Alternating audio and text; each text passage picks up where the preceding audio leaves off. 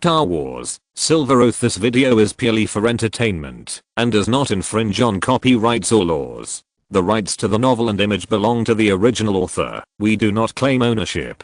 Don't like waiting and want to listen to this fanfic in full now?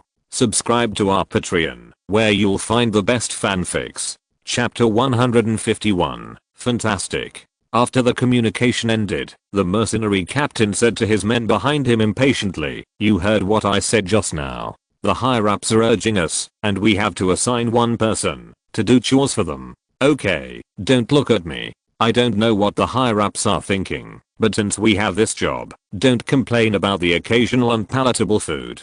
After a pause, the mercenary captain pointed to the tallest soldier at the end of the team. "Newcomer, it's you.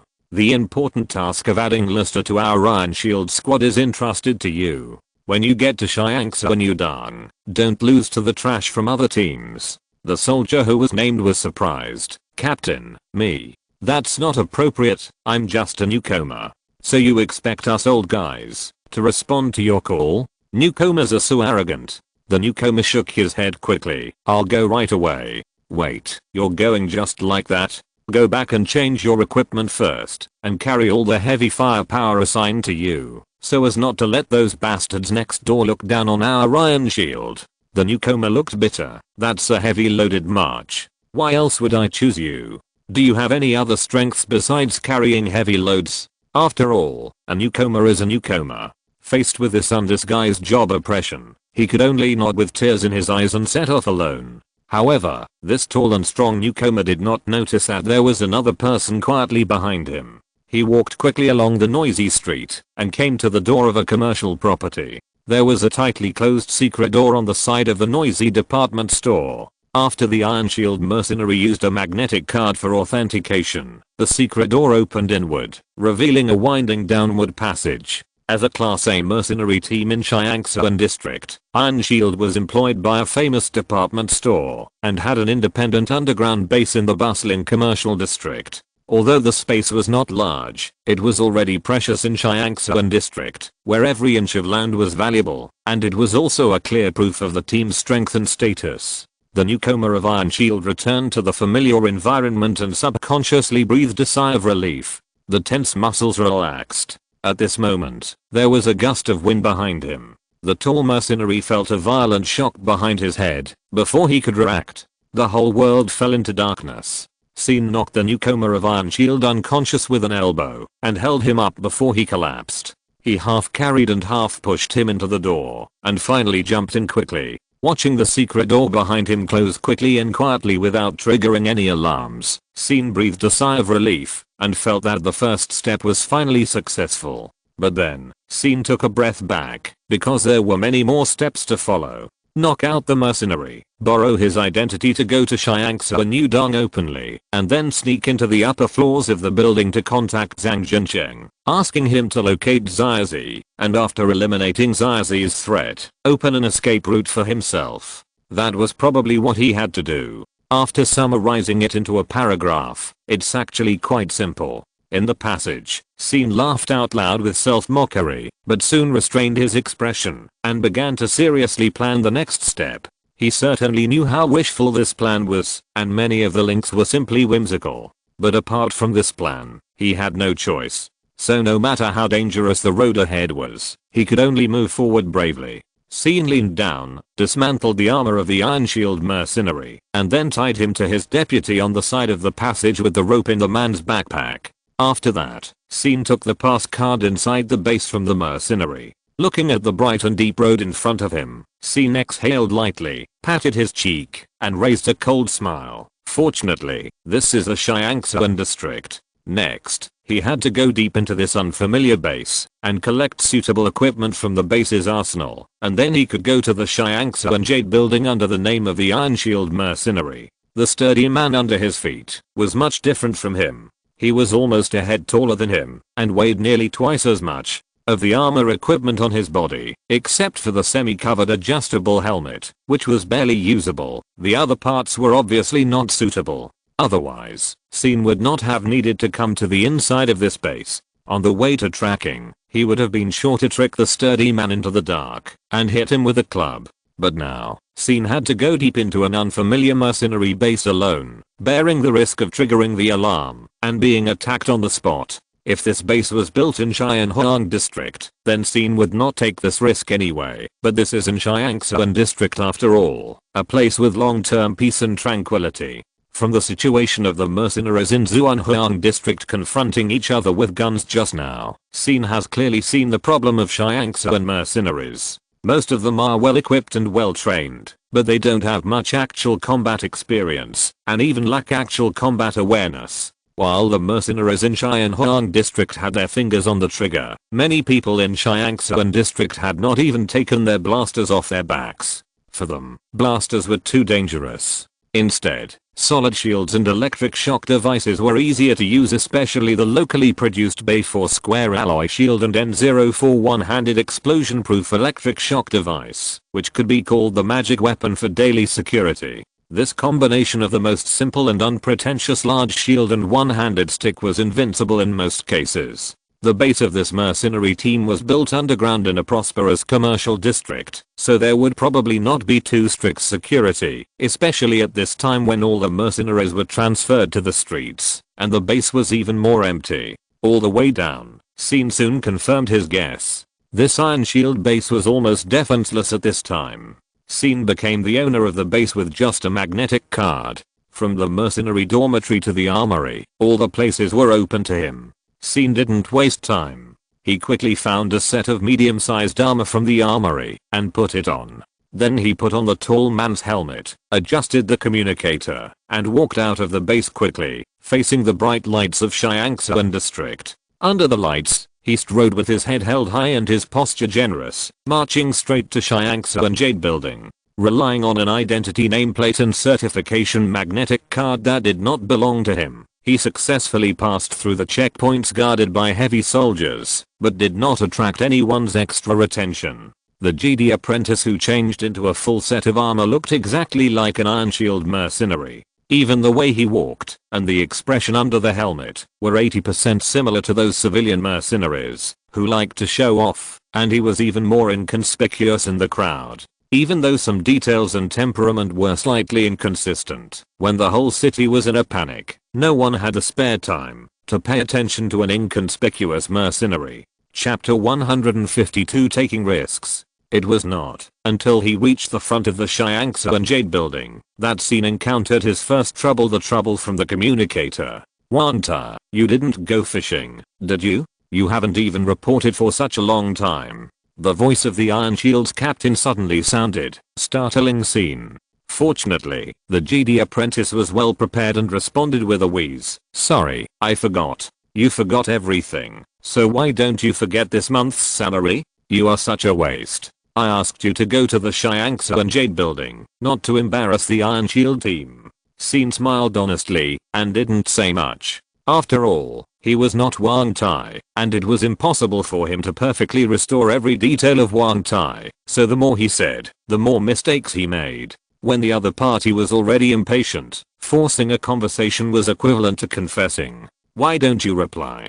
Don't you like to talk back usually? What did you do?" SYN was shocked when he heard the words. He didn't expect that this tall and honest new mercenary was actually restless in nature. This was very different from the simple character he expected, so the vague response just now aroused the captain's suspicion. Seeing that the Xiangsuan Yudong was still a few hundred meters away, the mercenaries from various districts were gathering around more and more. SYN knew that it was not the time to reveal his identity. Once he aroused vigilance, he, a person with the Iron Shield label, would have nowhere to run. In a critical moment, SYN simply cursed in a low voice, "You hard bastard, if you have the ability, come by yourself." After saying that, SYN simply turned off the communicator, and then took a deep breath, focusing his attention, and keeping a close eye on the changes around him. A few seconds passed, and there was no abnormality. Half a minute later, SYN had been guided by a special person, and accompanied by the crowd to the designated assembly location of the Iron Shield team. He was looked down at by several white-armored warriors from the Xiangsuan Yudong standing on the high platform. There was still no abnormality. SYN was relieved. It seemed that the Iron Shield team leader had managed to deal with it. Although the retort was obviously abnormal, it would not make people suspect whether someone was impersonating him. By the time the other party began to seriously investigate, Sin had already sneaked into the Shyangsa and Jade building. As long as he could fool around for a while, it would be fine. However, passing the team leader level was nothing. The bigger challenge was still to come. On the high platform, a young man wearing heavy white armor held a holographic book in his hand and called out the names of the people assigned here one by one. Red Star Team, True Lord Lack of Money, Bobobo, Drunken Luthier Team, Feng Babe, Barbecue Long Live Team. What the hell is this name? Red Nail Fried Chicken? Is this your real name? The young man compared the information on the holographic book and examined the mercenaries under the stage one by one. Although the process was not very strict, the young man in charge of the review obviously did not intend to let them go completely. After all, this is a Shyangsa New Dang. Even if it is just the periphery, it is also the periphery of the core area. At this time, when extra caution is needed, no one dares to be too careless. The mercenaries in the audience gradually put away their laxity under the scrutiny of the young man. Although everyone is indeed a mob, they are a well-trained mob after all, and they know the seriousness of the matter. Seeing that the Shyangsa New Dang has sent out even the most elite troops, it is obvious that the scene to be faced this time is extraordinary. If anyone loses face at this time, then the best outcome is probably that the entire team will be kicked to the Xianhuang district and say goodbye to the glamorous and harmonious upper class life and spend the whole day with the low class people. Seen mixed in the crowd, trying to act ordinary and not attract attention. However, when the young man on the stage read out his name, he still became the focus of everyone as expected. Iron Shield Squad, Wang Tai. Your last name is Wang, Wang Tai. The young man in charge of calling the roll looked at Sin, whose name was Iron Shield, with great suspicion, and compared it with the mercenary information in the holographic book. Whether in terms of height, weight or facial features, the overly young man in the audience obviously did not match the tall man in the information. Facing the doubts on the stage, Sin was not in a hurry. He took off his half-covered helmet in front of everyone and revealed his true face. Time was tight, and Sin did not have time to make a complicated disguise, and he did not intend to use a hasty disguise to deal with the inspection outside the Shyangsa and Jade building. He did not change the contours of his facial features, nor did he apply any eye-catching paint on his face. He just shaved off his eyebrows and half of his hair. A simple subtraction made Sin's external temperament completely different. He stood in the public eye, but no one recognized his identity. I'm not Wang Tai. I'm MOT, the guy Wang Tai asked to help him temporarily. MO means MO, and T means help. The young man on the stage was more and more puzzled. Are you from the Iron Shield team? Sin said helplessly, considering that I owed Wang Tai a lot of expensive wine money before. I think I can be a member of the Iron Shield team in this kind of conscription. The young man pondered for a while. Although he was still hesitant, he saw that the number of mercenaries gathering later was increasing, so he simply waved his hand. Forget it, I'll count you first, and we'll settle accounts with the captain of the Iron Shield later. How do you lead your men? Hearing a few sneers beside him, Sin was relieved in his heart. He thought he had passed this level. He was not worried that the young man in white armor would confront the captain of the team, because based on the retort he just said in the communicator, he had basically confirmed the fact that Wang Tai was slippery and looking for someone to do the job. Even if the Iron Shield squad knew that the person who came to report was not Wang Tai, they would only assume that it was the tall and simple looking man who played a trick. The only risk in this level is that after the young man recognized that he was not Wang Tai himself, he would not let him pass and would refuse to let him in as a replacement. However, considering that Shyangsa New Dang chose to recruit all Class A and above troops in the city when recruiting personnel, obviously, a large number of people are urgently needed to support the show, and there may not be the spare energy to carefully select. Therefore, Sin has enough motivation to take a risk. Because there may be relatively large adjustments to the subsequent creative content in the near future, the pace of updating will be appropriately slowed down. Please forgive me. Chapter 153 Veteran. Facts have proved that Sin once again hit the right direction. Chiangsa and Udon did not overly make things difficult for the mob in Chiangsa and districts during the review. Even though he knew that this Moti was an imposter, the young man still waved his hand and let him participate in the defense work around Chiangsa and Udon. After successfully passing the review, Sin and more than 20 colleagues were assigned to a soldier in yellow and white armor.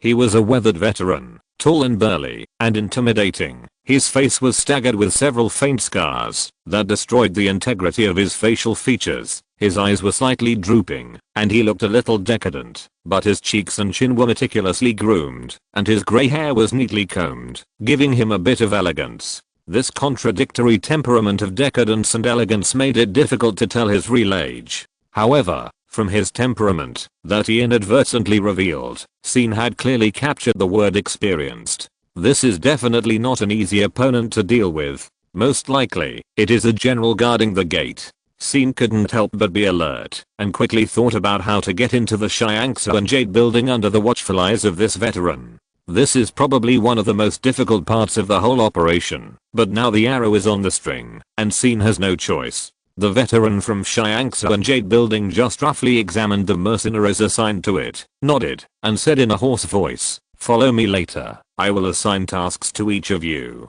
This work is very important. It concerns the future of each of you and each team. Don't take it lightly." More than 20 people nodded in unison, and no one dared to show a rebellious attitude. "Okay." The veteran nodded, turned around and walked quickly towards the direction of Chiangsa and Jade building. His steps were steady and powerful, but the frequency was particularly brisk. In addition, he was tall and had long legs. In a few steps, some small mercenaries had to trot to keep up with him. Sin blended into the crowd, not communicating with anyone, and even deliberately avoided eye contact, trying to reduce his presence, and even pretended not to hear some greetings. Contrary to common sense of many people, the fewer people around, the easier it is to expose the disguise. Sin can impersonate hundreds of people without any pressure, but when the number of people around him is reduced to about 20, he dare not be careless at all. Fortunately, the grey-haired veteran leading the group had a unique temperament, which gradually made the mercenaries following behind him lose interest in chatting. The more than 20 people only chatted with each other for a few words at the beginning, and soon fell into a silent atmosphere, following the veteran silently, leaving a mess of footsteps in the square. After walking for a while, the grey-haired veteran stopped and pointed to a lookout tower and said, "Liu Guanwei, Luo Zongsheng, you two are in charge here. Plan 13, do you know what to do?" A bald mercenary nodded and said, "Of course. Don't worry, if there is a suspicious target, you must report it as soon as possible." "Okay." The veteran didn't waste any words and continued to move forward with the rest of the people. When they came to a green shade, the veteran issued another order. "King Cairo, you are in charge here. Plan 11. Yes. I promise that no one will pass. ZHU Hong, you hide here. Plan 5. Got it. I will treat myself as a lightless mushroom and will never let anyone find me." Along the way, the veteran kept arranging his mercenaries to various positions. But Sin couldn't help but be worried. He didn't know what Plan N was. It was obviously a professional term that the mercenaries in Chiangsa district had mastered after unified training. If the grey-haired veteran assigned him a task with a code plan, but he couldn't give a correct response, it would be like adding another layer to his already suspicious identity. If he faced other people, Sin would still be confident that he could get away with it. But looking at the stern temperament of the grey-haired veteran, Sin didn't think that ordinary tricks could fool him. So, what should he do? Sin's mind turned quickly, and one plan after another emerged in his mind, and was quickly rejected. Unknowingly, the grey-haired veteran had sent all his mercenaries out, leaving only Sin behind. And along the way, unknowingly, the Chiangsa and Jade building was already in sight. Sin was stern in his heart, and vaguely felt that this might not be a coincidence. The grey-haired veteran left him to the end, and he might have a meaning. Maybe everything was just because of a guilty conscience, but Sin had to consider forcibly breaking through. This place is almost a step away from the Chiangsa and Jade building. Even if his identity is exposed, he is confident enough to force a breakthrough to the inside of the Chiangsa and Jade building. Not long ago, he followed the Red Apricot squad to break into the upper floors of the Shiangsu and Jade building. He was familiar with the internal situation of this building. As long as he could successfully break through the outer perimeter, he could reach the top floor of the building and face Zhang Jinsheng. While Xin was thinking quickly, the gray-haired veteran had brought Xin to the door of an elevator leading to the underground. This elevator goes directly to the underground part of the Shiangsu and Jade building. From here, put away your weapons for the time being. Xin hesitated and put the blaster in his hand back on his back. After all, forcing a breakthrough would involve huge risks. If this elevator could really reach the Shiangsu and Jade building, why would he add more risks? If he really wanted to turn against them, he should wait until he sneaked into the Shiangsu and Jade building.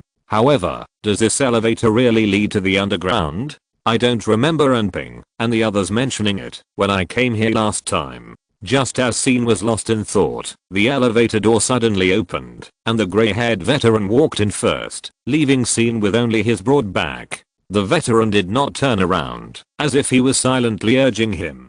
Xin shook his head and finally chose to follow. As the elevator door slowly closed, a closed space was formed in the elevator. Xin calmed down, slowed his breathing, and carefully alerted every detail change around him. And soon he found that the gray-haired veteran beside him seemed to be looking at him with a playful look. However, every time Xin glanced at him, he only saw that the gray-haired veteran was staring at the front meticulously and seemed to have no guard against the young man who was pretending to be him. All the way down, the time in the elevator seemed to pass very slowly. Xin only felt that he was sinking from the sky area of the space city to the region. Just when he was a little impatient, the elevator door finally opened. Outside the door was a spacious underground building. Above his head, a cold light reflected through the metal floor into Xin's sight, which made the Jedi apprentice feel a chill. Chapter 154 Goodwill. The gray-haired veteran walked ahead and said as he walked, "You will be in charge of this place later. This is the entrance to the Shiangsu and Jade building. You must take good care of it." After the words fell, the veteran stopped and turned around.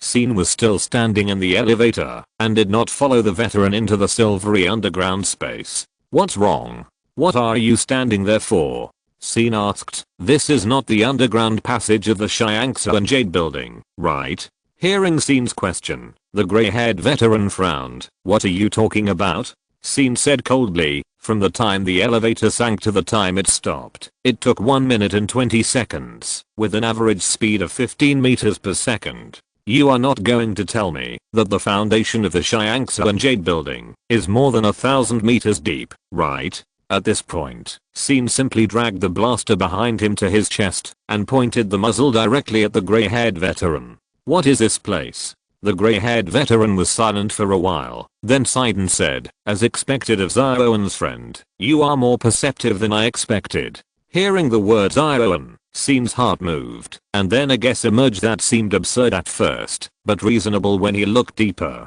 Zioan, should it refer to Enping, the captain of the Red Apricot Squad? Could this gray-haired veteran be a friend of Enping and Lunan? At this time, the veteran said, "When ordinary people are highly nervous, their perception of time will be completely distorted, and a short second will feel particularly long. In this case, even if they can vaguely perceive abnormalities, they will most likely attribute it to their own illusions. People like you who can measure time accurately and respond with confidence are really rare." Xin's heart sank when he heard it, because the other party had already clearly answered his question. This is indeed not the underground passage of Shiangsu and Yudang, and this elevator has brought him into a trap. For a moment, Xin wanted to pull the trigger without hesitation, kill this unfathomable veteran on the spot, and then try to break out with all his strength. "If you kill me, the bomb in the elevator shaft will explode immediately, and you will be completely trapped in this confined space." "Well, don't be so nervous. If I want to harm you, I can reveal your identity at any time along the way, and you will be unable to escape, right?" Xin did not comment on this, but just stared at the scar on the face of the gray-haired veteran, trying to capture his psychological activities from his macro expressions. However, the other party did not reveal any flaws. The vicissitudes of life on his face seemed like a tattered artificial mask, without any sincerity, and it was even more difficult to judge his heart. You are the Silver Knights, or more precisely, the Red Apricot Squad, right? This sentence finally made Scene feel shocked, and the blaster in his hand dropped. This grey-haired veteran actually knew his identity? Oh, of course you are from the Red Apricot Squad. Only after being influenced by those daring people, you would choose to go against the current in desperate eon and run to the Xiangsu and Jade building. You want to control Zhang Jincheng, and then find a way to return to Zun, through him, right? It's exactly the same as in Ping, and the others back then. Hearing this, Scene vaguely caught a hint of kindness in the other party's words. Moreover, considering that if the other party really had bad intentions, there would be too many opportunities to take action along the way, Scene decided to put aside his hostility for the time being, stepped out of the elevator, and came to this silver underground square. As expected, this is certainly not the underground passage of the Xiangsu and Jade building, but a completely enclosed space. When it was designed and built, it was probably used as a warehouse. The interior space is square and very regular. The surroundings are tightly sealed by heavy metal plates, leaving only a few narrow ventilation ducts, the diameter of which is simply not enough for humans to pass through. In other words, except for the elevator behind him, this is an absolutely enclosed space. Scene didn't know whether there was really a bomb in the elevator shaft. He would not accept the other party's words completely, nor would he deny it rashly. But in any case, his situation was undoubtedly passive now. The other party knew his origins, and could even see through his intention to counterattack Xiangsu and Yudong in advance. In this case, impulsiveness was the most meaningless choice. Scene asked, "Do you know Enping and Lunan?" "Of course, 10 years ago, we were teammates fighting side by side," said the veteran, "but I'm afraid you can't verify this. Even if you tell those two people the names are Jiang in person, they will never admit it." Scene asked, "Did you become enemies?" "To be precise, I betrayed them," Zhejiang said. "When they were betrayed and abandoned, and in the most difficult time, my friend chose to stand by and watch. Since then, I have no longer expected to be forgiven by them, so after meeting you, an old friend, or an old friend's friend, I'm very happy." Scene pondered for a while, and did not rush to respond. Since the other party wants to talk, let him talk freely. No matter how careful a person's words are, he will inevitably make mistakes.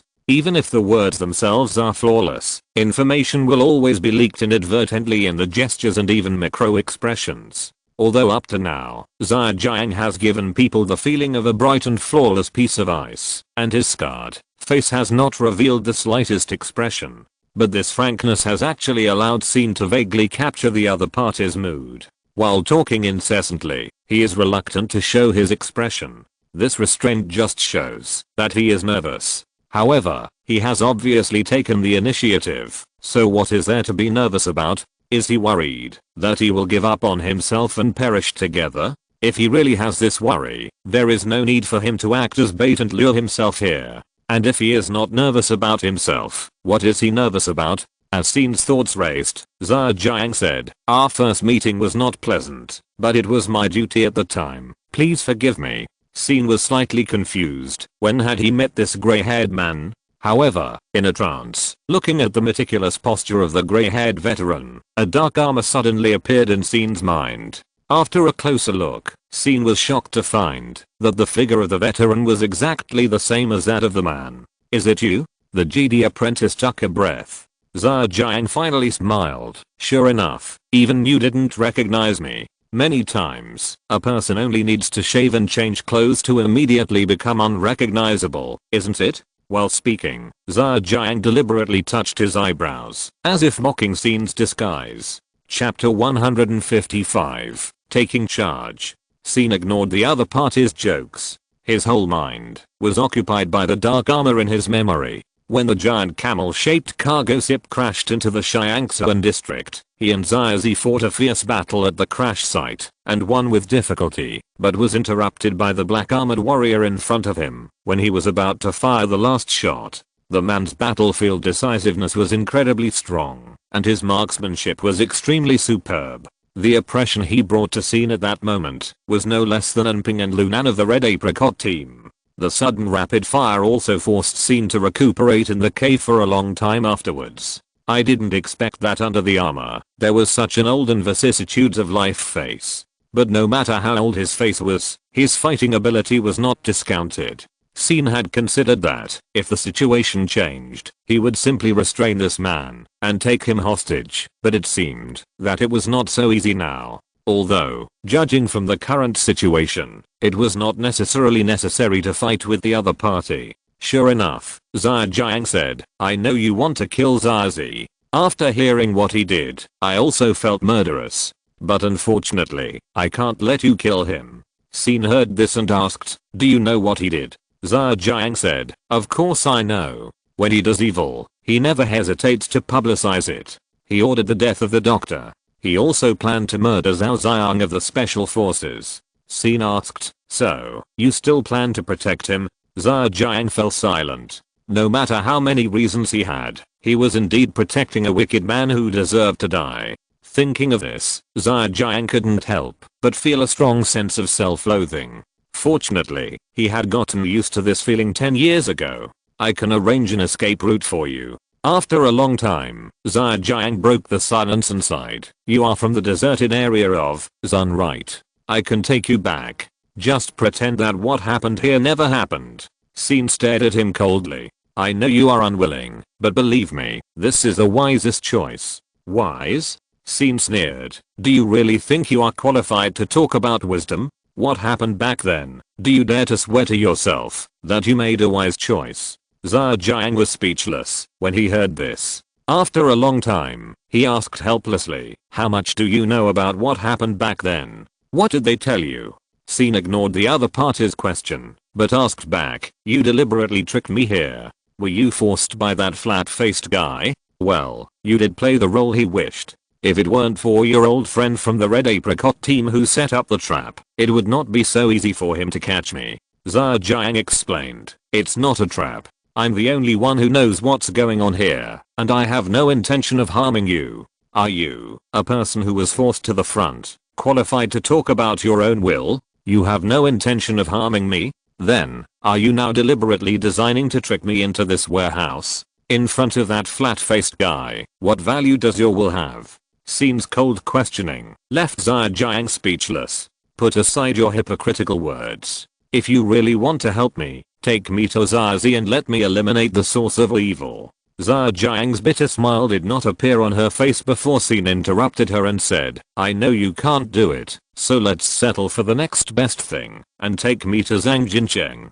I believe he must know where Zazi is. Zhejiang said, it's impossible. Zhang Jincheng is one of the protagonists of this high-level meeting. Even if I can let you in, others will stop you. Sin asked, then why don't you help me stop them? Me. Zhejiang showed an expression on her face for the first time. Sin said, it's really hard for me to get to the end of Xiangsa and Yudang alone, especially now that Flatface is active behind the scenes. But if you help. Zhejiang couldn't help but interrupt. Why should I help you? If you don't want to help me, what are you doing here? Chat with me and reminisce about the past? Or do you really think I will honestly follow your arrangements and leave this city through the escape passage? Zhejiang was silent after hearing this. Sin asked back, since it was the flat-face who took the initiative to find you and asked you to catch me, do you think he would expect you to turn against him?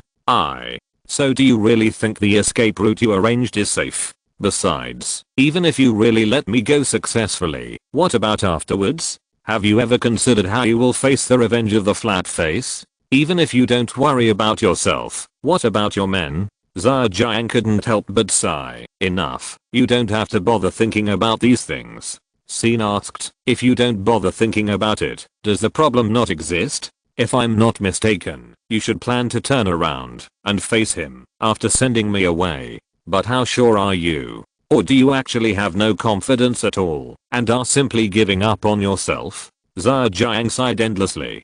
He had imagined many scenarios of meeting Sin. In the first half, everything was as he expected. The young man from the Red Apricot team completely inherited the passion of Anping and others. In the face of adversity, he had a stronger outbreak and took the initiative to face the difficulties. Zhejiang also grasped this point and waited for Sin to fall into the trap at Xiangsa Nudang. But the second half was completely unexpected. Zhejiang had never thought that the young man in front of him would talk to him calmly, and every word seemed to hit his heart. This is definitely not the inheritance of Anping and Lunan. Even though those people have all kinds of skills and are unruly, they don't have such heart-piercing words. So, is it Li Yu's words and deeds? No, Li Yu is more straightforward and free, not so aggressive. Naturally, it is even less likely to be the teaching of the GD Knights. In a trance, a flat and pale face suddenly appeared in Zhejiang's mind. Sin's series of questions reminded him of Zazi. For a moment, Zhejiang seemed to have guessed something, but before he could think about it, Sin's questions followed him one after another. What are you hesitating about? When the time comes, do you have any other choice but to help me with all your strength?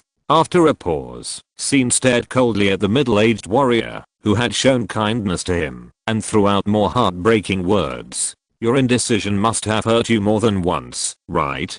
Do you want to repeat the same mistake? If you're listening to this novel on a channel other than Fanfic World, it means they downloaded and uploaded it without effort. We cordially invite you to visit our channel, Mundo Fanfic Novelos. There you'll find the original version of this story and you can explore many other novels of various genres. We're waiting for you to immerse yourself in a world of incredible novels. Chapter 156 Zhang Jinsheng. This sentence was essentially Sin's guess, based on his observation of Zhejiang. He just felt that such a bitter and weathered veteran was not the kind of person who would abandon his teammates. When he broke up with his friends, it was probably because he had an inseparable attachment. But anyway, since he had already made the decision, why did he show regret and melancholy today? In essence, this was naturally indecisiveness. Sin's words were, in principle, the same as those of the scammers who relied on observing people's expressions and words to predict the future. But this sentence hit Zhejiang's sore spot, making him feel dizzy for a moment.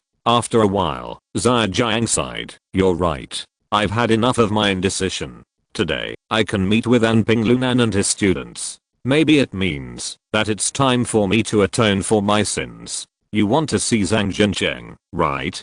This idea is not wrong.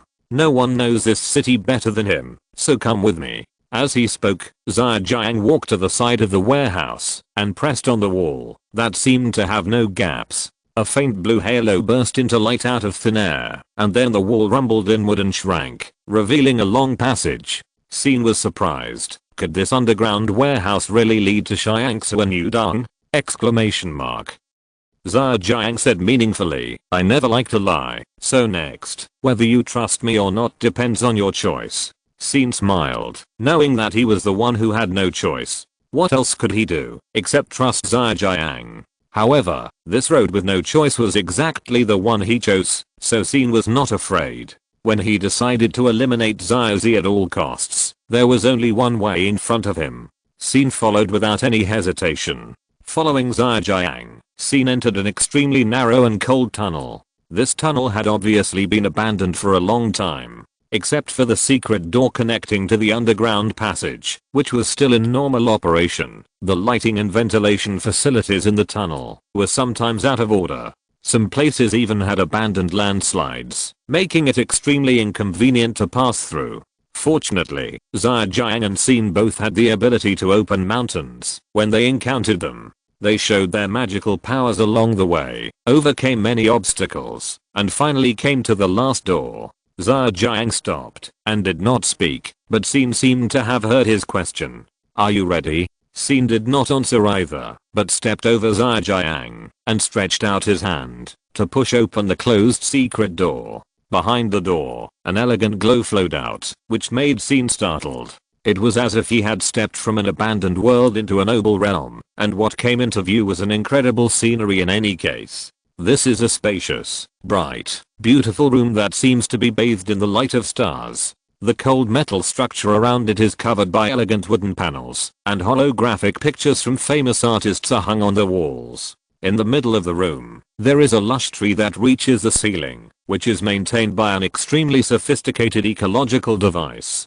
A large desk is placed under the tree, and the desk is reflected by the mottled light and shadows cast through the leaves. Behind the desk, there is a semi-open bedroom, separated by a row of low wooden cabinets. The bedroom is also full of rare green plants and precious calligraphy and paintings. The place where Scene pushed the door out is in the corner of this room, surrounded by a lot of discarded debris. Scene walked over the pile of debris and walked all the way to the tree in the middle of the room. While stroking the rugged bark, he asked, "Is this Zhang Jincheng's secret room?" Zha Jiang replied, "This is his refuge, and it is also a privilege that every master of the Xiangsuan district will have. When everyone thinks they are looking down from above, they may also be hiding underground out of everyone's sight." Scene thought about it and agreed with this explanation. "Can we wait for him here?" Zha Jiang said, "We can only wait for him here. The part above the ground will not leave us any room to fish in troubled waters. I can't take you through the layers of security to see Zhang Jincheng. We can only find a way to get him to come and see us. Breaking into his secret shelter is the method with the highest success rate. Since he knows someone broke in, how could he risk it himself?" Zha Jiang was silent for a while and said, "He owed me a favor back then. If it was me who broke in, he would come to see me in person." Scene didn't say much. Of course, he had doubts in his heart. From the experience of accompanying Anping and others to bravely break into Xiangsu and Yudong last time, Zhang Jincheng was really not a person who valued loyalty and rules. So Zha Jiang was naive to deal with Zhang Jincheng, based on their past friendship. However, Zhang Jincheng allowed Zha Jiang to enter this underground shelter, which also showed that the friendship between the two was indeed extraordinary. Moreover, even if Zhang Jincheng really didn't care about loyalty and rules, as long as he talked about interests, there was still room for conversation. As for the interests, Scene had already constructed a set of rhetoric in his mind.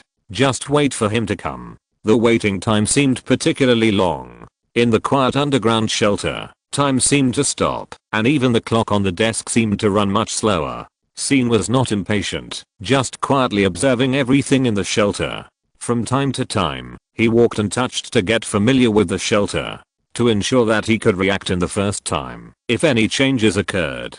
Zha Jiang sat in the chair opposite the desk with his eyes closed and believed in Zhang Jincheng's arrival. Time passed bit by bit until Scene had explored every corner of the shelter and even opened the secret compartment hidden in Zhang Jincheng's bedroom and found a delicate small blaster from it, but Zhang Jincheng still did not come. Zha Jiang finally ran out of patience and took the initiative to explain. Maybe he just couldn't come because of something. The Nan family's sudden visit caught the city council off guard. Nan family? Scene was a little surprised. Yeah, that's it. Zha Jiang stopped talking suddenly before she finished speaking because the slight vibration under her feet meant that the elevator outside the shelter was running and someone was descending along the deep elevator shaft. Zha Jiang's brows relaxed. The elevator over there can only be used by Zhang Jincheng. It should be him. Scene, however, was not careless and carefully hid his body behind a heavy locker. Although, if Zhang Jincheng really wanted to harm them, it would not make any difference where he hid. But Scene would rather spend a little more effort and grasp all the details. The elevator continued to run for a long time, and finally stopped with a slight click. Zha Jiang couldn't help but stand up, showing a little nervousness. Scene held his breath and held the blaster tightly. The next moment, the elevator door opened and Zhang Jincheng hurried out. And behind Zhang Jincheng followed a short man with a flat face. 153. There are a few words missing at the beginning, which have been corrected. Chapter 157. A story that is hard to tell true from false. The moment he saw Zazie, Scene's breathing became rapid, and his broad vision quickly shrank to a point. The whole world seemed to be left with only a pale face. At this moment, there was no surprise or fear, and Scene's heart was filled with endless anger. But the young Jedi apprentice quickly calmed down, restrained his anger, raised the muzzle of the gun with a detached calmness, aimed at Zazie, and pulled the trigger. The blaster faithfully fulfilled the duties entrusted to it by its master. The blazing blaster beam burst out from the muzzle and pointed accurately at Zazie's forehead, but it passed the target at the last moment. Zazie seemed to have foreseen the future, and he stepped aside to avoid Scene's burst of fire in advance, and cleverly hid behind Zhang Jincheng. Zhang Jincheng did not move, but just stopped and sheltered Zazie behind him, using silence to express his attitude. I will protect this person. Scene couldn't help but curl his lips, and a cold smile emerged. He didn't want to care why Zhang Jincheng stood on Zazie's side. He only knew that, since the other party chose a side, he was an enemy. So Sin's blaster in his hand, tilted towards Zhang Jincheng. He didn't have much contact with Zhang Jincheng, but from the limited contact, he judged that Zhang Jincheng was a person who valued his life and paid great attention to the pros and cons. For such a person, there was nothing simpler and more effective than the threat of death. This was not a judgment that a Jedi should have, but when Sin faced Zai, he only felt that the depression in his heart was almost suffocating. As long as Zai was still alive, innocent people might die tragically because of him every minute and every second, and every bit of time Sin delayed was equivalent to murdering innocent people. Sin couldn't tell whether this emotion should be classified as negative, but he knew very well that if he delayed here for a long time, there would be no good end, so he really didn't have the extra energy to consider any conciliatory plan. It would be best if Zhang Jincheng gave way, but if he didn't, he could only say it was a pity. Zhang Jincheng showed a look of fear in an instant. Although he did not retreat, his body was stiff. He never expected that Sin would raise his gun to him. The last time they met, he was still a young boy who couldn't stand killing people. He even had friction with his teammates because of the death of a person who had nothing to do with him. I didn't expect that after just a while, he could already raise his blaster to others coldly. The unexpected change made Zhang Jincheng suddenly confused. The prepared words were fragmented in his mind, and he couldn't even open his mouth for a while. Fortunately, Zai's playful and smooth voice sounded at this time, taking over the dominant position in the room. If you kill him, tens of thousands of civilians in Xiangsa and Yudong will be buried with him. After these words came out, Sin's face did not move, and he turned a deaf ear to them. Zhang Jincheng was shocked, because he knew very well that the perverted killer behind him would not joke about killing. He said that tens of thousands of civilians would be buried with him, so he must have done enough in Xiangsa and Yudong, and he can definitely do what he said. Although Zhang Jincheng was incredulous, how could Zai, an outsider, set up a trap that could kill tens of thousands of people in his territory? But now was not the time to think about it. He did not try to negotiate with Zai, but trembled and said to Sin, "He is definitely not joking, you." Sin interrupted coldly, "Me neither." The finger on the trigger retracted a little more. At this moment, it seemed that the tens of thousands of innocent lives were insignificant in his heart. This coldness made Zhang Jincheng feel like he was falling into an ice cave, and also surprised Zai Jiang. In the field, only one person could keenly capture Sin's change of mentality, and that person sneered for a while and said softly, "Once these tens of thousands of civilians die, your teacher will never be able to get away safely again." With just one sentence, Sin's finger froze in place and could no longer pull the trigger. Zai smiled and said, "You are too contemptuous to learn my tricks in front of me, and you are not suitable to learn this tricks at all. If you want to be a qualified perverted killer, you must at least be able to turn a blind eye to the death of anyone, and you can only pretend to turn a blind eye to the death of others. Your coldness is just a delicate balance of interests, but for the people you really care about, you can't even hide your thoughts." Sin was silent for a while and lowered his blaster. Zai really hit the nail on the head. As an apprentice who has been taught the way of the Jedi since childhood, it is impossible for him to change his temperament in one day, let alone kill innocent people. He is like a gambler at the poker table, using an arrogant attitude to cover up the bad cards in his hand. However, when he encounters an opponent who really holds the trump card and is more arrogant than him, the previous routine will not work. After thinking for a while, Sin asked in a deep voice, "What do you want?" "I need your help." Zai said calmly, "Help me kill someone." "Why did you come to me?" "You asked such a stupid question." Zai said with regret, "If your brain is not working well, I suggest you follow my instructions in the future. After killing the target person, I can let you go back to Zun." Sin ignored the other party's ridicule and insisted on asking, "Why choose me?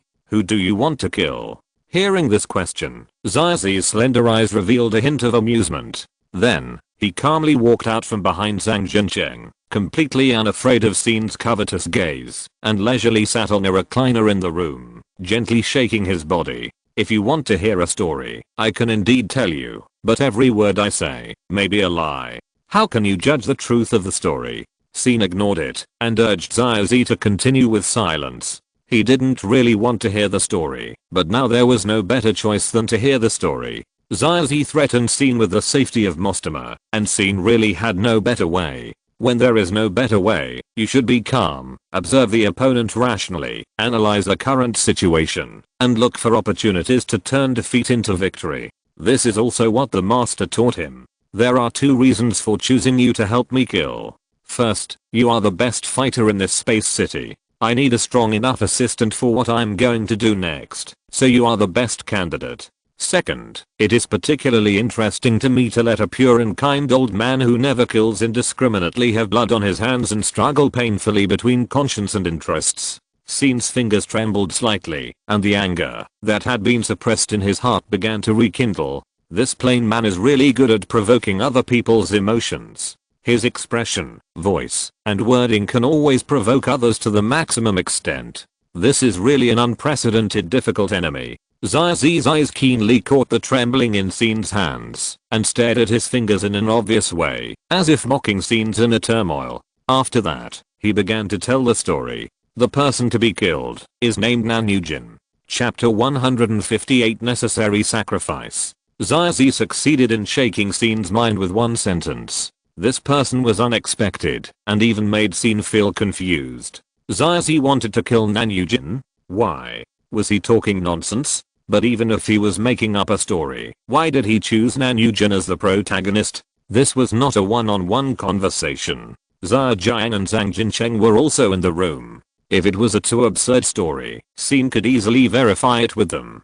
So, what did Xiaozi want to say? For a moment, Scene was indeed very curious. Nanyujin is the key to the revival of the Nan family, and preventing the revival of the Nan family is the key to the Xia family.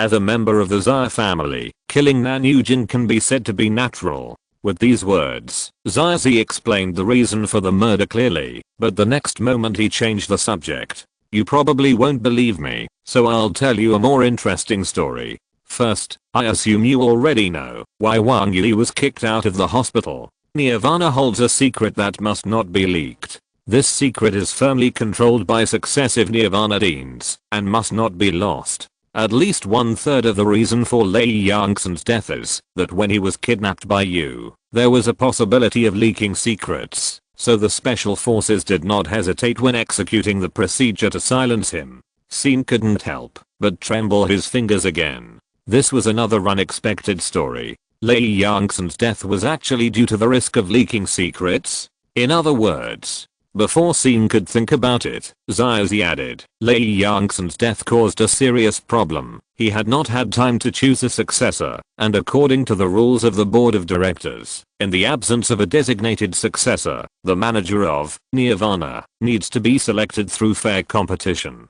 And the most powerful competitor at present is Nanyujin himself. If the board of directors does not break the rules, his appointment is a sure thing. But I don't want him to touch that secret, because that will be a bigger trouble than Nanheli. Unfortunately, the rubbish on the board of directors is completely unaware of the risks, and does not even have the courage to break the rules. They would rather watch Nanyujin take office. Then, my only choice is to let him die here. After Xiaozi finished speaking, he looked at Scene provocatively. Are you satisfied with this story? Scene did not rush to express his opinion, but instead focused his attention on Zhang Jincheng. Judging from Zhang Jincheng's expression, Xiaozi's story, at least he was aware of it. In other words, it was not unreliable. In this case, the problem came. In Xiaozi's story just now, Nanheli's name was mentioned. He claimed that Nanyujin would become a bigger trouble than Nanheli. This comparison seemed to indicate that Nanheli's death was related to the secret of Nirvana. Flat people couldn't possibly not know why the GD Master and Apprentice came to the Kyan Galaxy, so what did he want to do by throwing out Nanheli's story here?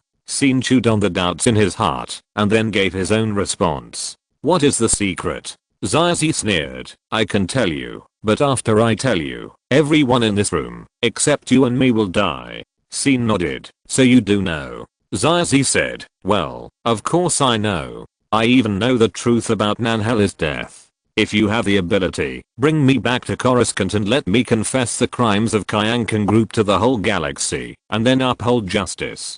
At the end, Xiaozi couldn't help but sneer. So, from now on, you'd better listen to me obediently. If I'm happy, I will reward you with some inside information. If you are lucky enough, you may be able to leave me alone and run back to Coruscant to report on your work after hearing half of the story. In that way, you won't even have to kill anyone. At this point, Xiaozi suddenly restrained his expression.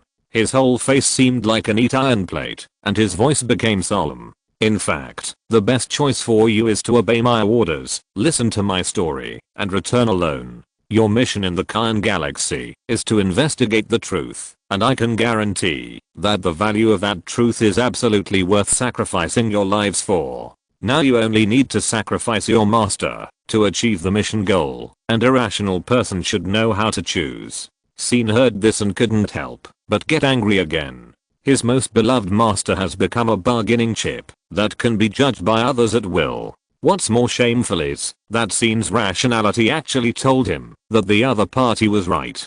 If Xiaozi really holds the secret of Nanhela's death, if that secret is really valuable enough, then the sacrifice paid for it is a result that the Jedi Knight can face calmly. But this emotion only stayed in Sin's mind for a moment. Sin quickly saw through the other party's logical trick. Why do they have to sacrifice their lives to obtain the secret? Over the years, they have traveled to various star systems, upheld justice and maintained peace many times, and neither the master nor the apprentice has sacrificed. Why should they give up hope in the Kyan star system and make the worst plan? On the other hand, what is Xiaozi's intention in throwing out such a low-level bait?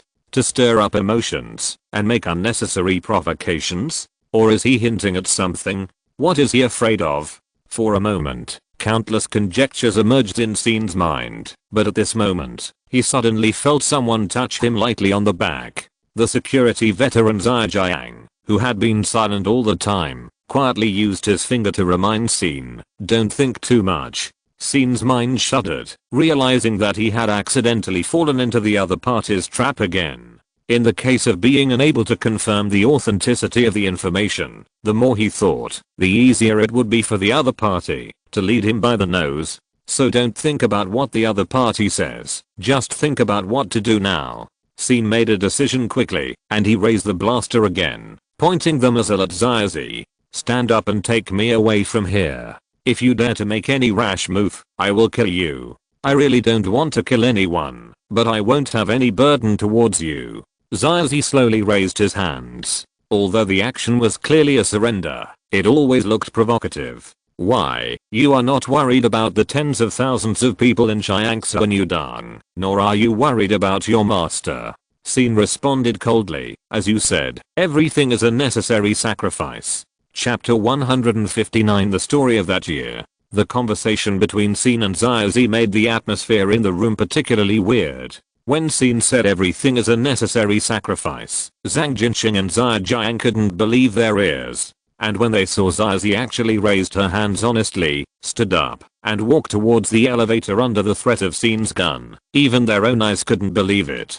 Since Sin promised to cooperate, why did he still put on a tense situation? And Xiaozi seemed to take the role of hostage as a matter of course. Are they essentially in harmony with each other? The development of the situation was too abnormal, and all logic and common sense were broken at this time, so that two people with rich experience and deep scheming chose to be stunned at the same time. It was not until Sin and Xiaozi's figures were separated by the slowly closing elevator door that they finally realized that the two people might have reached some agreement in secret during the story meeting. Sin's threat with a gun and Xiaozi's obedient following were just a disguise. Thinking of this, both of them let out a sigh of relief, then looked at each other, but they didn't know what to say. A long time ago, when the two were still close friends, if they had doubts in each other's hearts, they would probably meet at the bar, drink, and exchange information. However, I don't know since when, the tacit understanding between the two has gradually faded, and the cocktail party that used to be held every week has been interrupted for many years. Now even the conversation seems unfamiliar. After a long time, Zhang Jincheng glanced at the elevator room, obviously a little worried about Sin and Xiaozi, or worried about the foundation he had worked hard for many years in Shiangsa and Udang. However, before he turned around and left, He heard Zhao Jiang sigh and said, "Zhao Zhang, is it worth it for you?" Zhang Jincheng stopped immediately, turned around, and asked back, "What about you, Master Zhao? Are you worth it?" Zhao Zhang, Master Zhao, these titles when they were young, seem full of irony to each other now. Zhao Zhang, who once dared to fight and was happy to take revenge, has become the ruler of the Xiangsuan district, where conspiracy and interests dominate his life. The genius of the Zhao family, who once attracted the attention of the board of directors, eventually became a security squadron leader because of his repeated disobedience. However, with this ironic title, the two of them regained some of their past tacit understanding, so Zhao Jiang took the opportunity to ask his own questions. "Zizi, you took the initiative to contact her, right?" Zhang Jincheng subconsciously wanted to deny it, but heard that Zhao Jiang had skipped this link, and asked the second question. "To kill Nan Yujin, it should be in your common interest, so you brought him here. So, does this mean that you have chosen the Zhao family?" Hearing this question, Zhang Jincheng was silent for a while, and did not consider perfunctory excuses. Because Zhao Jiang guessed correctly, it was indeed him who took the initiative to find Zhao Zi to seek cooperation, so when Xin drew his gun, he would show a gesture of protecting Zhao Zi. Killing Nan Yujin was very important to him, so he would not hesitate to join forces with a notorious perverted killer. But from Zhao Jiang's perspective, Zhang Jincheng's bringing a notorious outsider here was undoubtedly a betrayal of the only remaining friendship between the two of them. Thinking of the past, Zhang Jincheng felt relieved, slowly walked, and sat down behind the desk in the room. He tapped the table lightly with his knuckles and said, "I won't admit anything after leaving this room. In fact, it's completely the opposite of what you guessed. I don't want to join the Zhao family, so I hope Nan Yujin disappears." Zhao Jiang was a little puzzled and a little annoyed.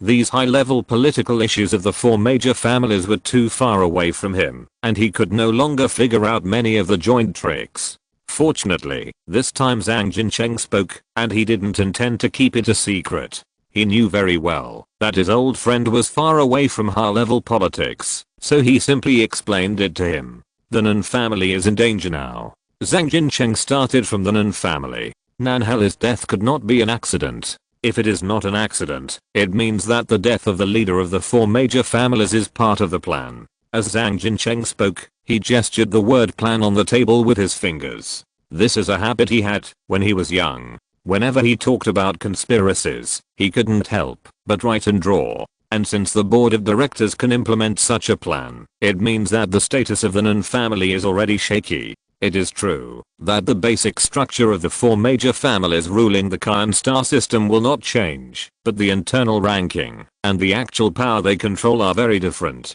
Zhao Jiang frowned and began to digest these contents. The family that led the pioneering team to this galaxy was the Ma family. The Khan galaxy once became a galaxy ruled by the Ma family. The other three families could only be vassals of the Ma family. However, today, if you look at the Ma family, it is just one of the four major families. The Nan family can't even keep its own leader this time.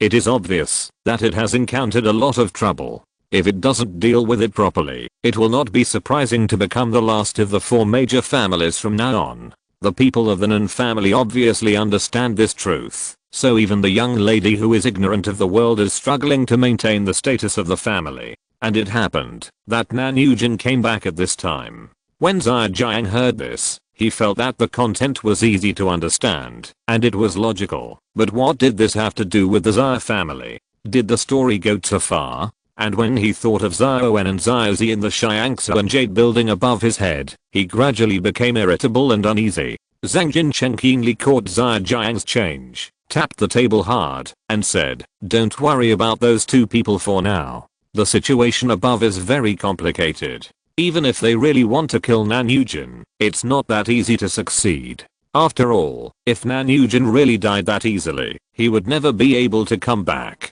Zhao Jiang only heard more and more doubts in his heart, but he wisely suppressed the desire to ask questions because he knew that Zhang Jincheng would definitely sort out the clues for him.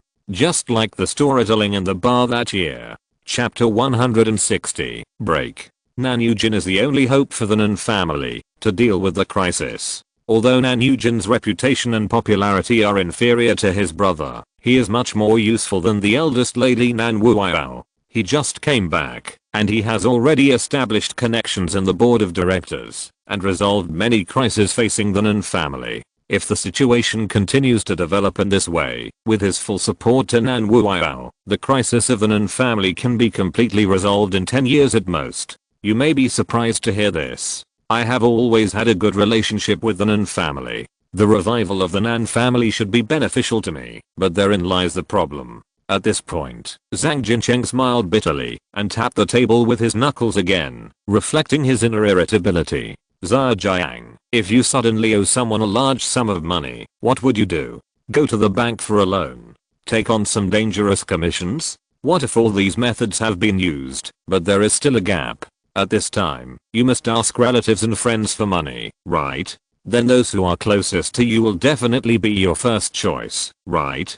Zhejiang nodded and asked, so, Nan Yujin came to you to borrow money? This should be a good thing, right? You can get a generous reward for helping him this time. Zhang Jincheng's smile became more bitter. Do you think so? It's you who are still very naive after so many years. The example I mentioned is just a metaphor. It's not that simple in reality. The statement that I have a good relationship with the Nan family is actually not true. Because a mere person in charge of the Xiangsuan district is not qualified to have a good relationship with the Nan family. When I came to power, I received strong support from the Nan family. In return, I must show my closeness to the Nan family after I came to power. No matter how unscrupulously they exploit me, no matter how the senior executives of Nanming Capital treat me in private, I must become a friend of the Nan family.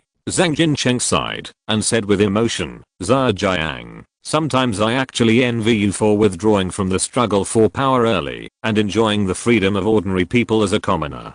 Zhejiang interrupted, don't say such insincere words. Continue your story. In short, Nan Yujin made an almost unrealistic request to me. I didn't want to satisfy him, but I couldn't refuse him. At this time, the Zhe family found me and offered another condition, which was better than Nan Yujin's condition, but it was also beyond my tolerance. I have been a dog for the Nan family for too long, and don't want to change my master again. Then at this time, I met Xiaozi and hit it off with him.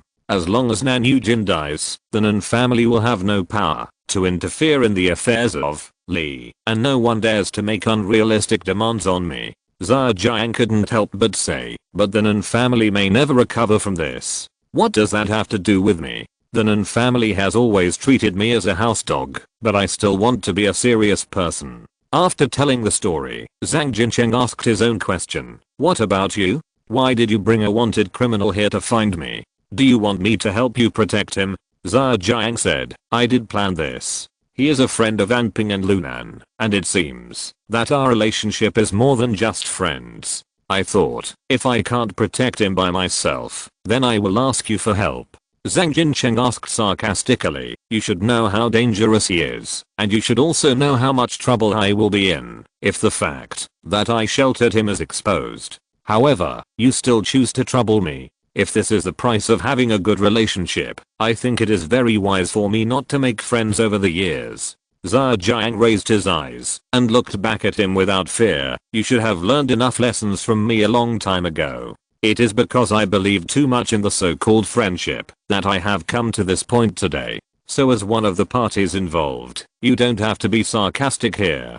Zhang Jincheng's face suddenly darkened. The two friends who used to have a deep friendship gradually drifted apart. The biggest problem was that Zhang Jincheng owed the other party in the past, and Zhejiang never asked him to return this favor.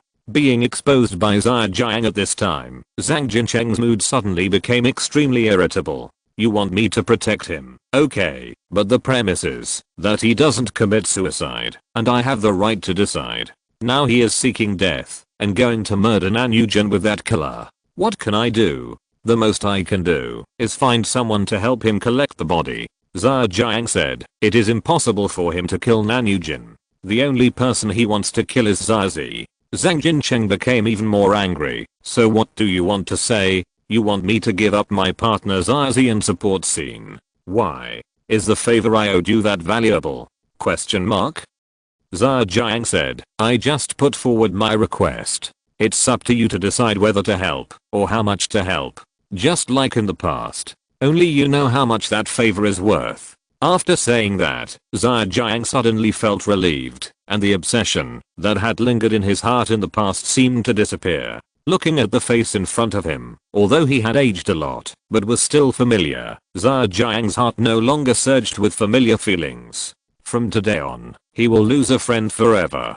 But, so what? Some relationships are indeed better off being severed. When the weathered squadron leader left along the secret passage, Zhang Jincheng immediately threw a holographic tablet on the table against the wall. Amid the sound of shattering, Zhang Jincheng's breathing became rapid and heavy. When he was alone, his emotions were no longer suppressed. In his rage, he couldn't help but look at the communicator on the other end of the table. As long as he contacted the private armed forces in Xiangsu and Yudang, he could immediately issue a wanted order for Xin, and then, thinking of this, Zhang Jincheng's train of thought suddenly paused, because he found that he had no way to issue a wanted order. No matter what Xin actually thought in his heart, he left here with Zizi, and Zizi was also happy to be with him.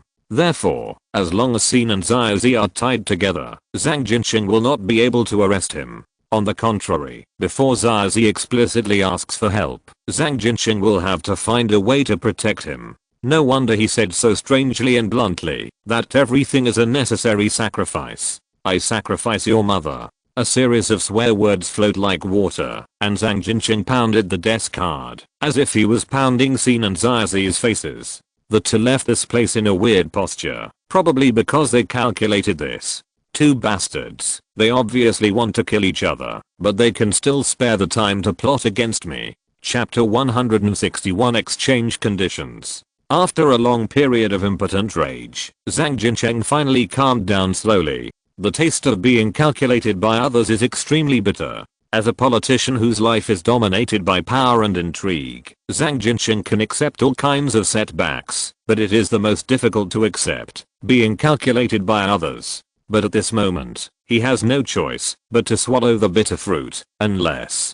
a glimmer of inspiration finally emerged in his tired brain. The next moment, he raised his hand, held the communicator, and contacted a person he would never contact before. When Zhang Jincheng's mind flashed, Xin and Zizi had also left the long elevator shaft and came to the top floor of Xiangsu and Yudang, to Zhang Jincheng's office. Through the glass window of the office, Xin clearly saw the bright lights of Xiangsu and district. It was already nighttime in Xiangsu and district, and every light in the area was particularly eye-catching. However, from a high-altitude perspective, the countless people living in this area really seemed insignificant. Standing in such a perspective for a long time, it is inevitable that people will regard the common people as dust, and the documents on the desk and the numbers on the screen will become more important. However, in the heart of the Jedi apprentice, every light on the earth, even if it is extremely small, is an irreplaceable light of life. Wang Yi once lived under such lights. TSK, you look melancholy, thinking about the dead again. Zizi's greasy and uncomfortable voice sounded behind Xin. The perverted murderer once again started his usual mocking mode, unscrupulously poking at the other party's psychological trauma. Xin couldn't help but clench his fists, but soon forced himself to let go. When dealing with Zizi, the most taboo is to be provoked by him. Generally speaking, ignoring everything he said is the easiest choice, but it is impossible to do that now, because there are still many stories that Zizi needs to tell slowly. Otherwise, Xin would rather ignore it and shoot this scourge to death.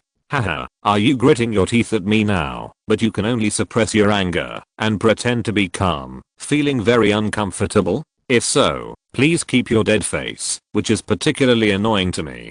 Zizi, with a flat face, exaggeratedly made various sarcastic expressions. This childish behavior succeeded in arousing Xin's anger. No matter how hard he tried to suppress it, Xin couldn't calm himself down completely. As long as he thought of what Zizi did and the tragic death of Wang Yi, he felt that only a real perverted murderer in the world could remain indifferent.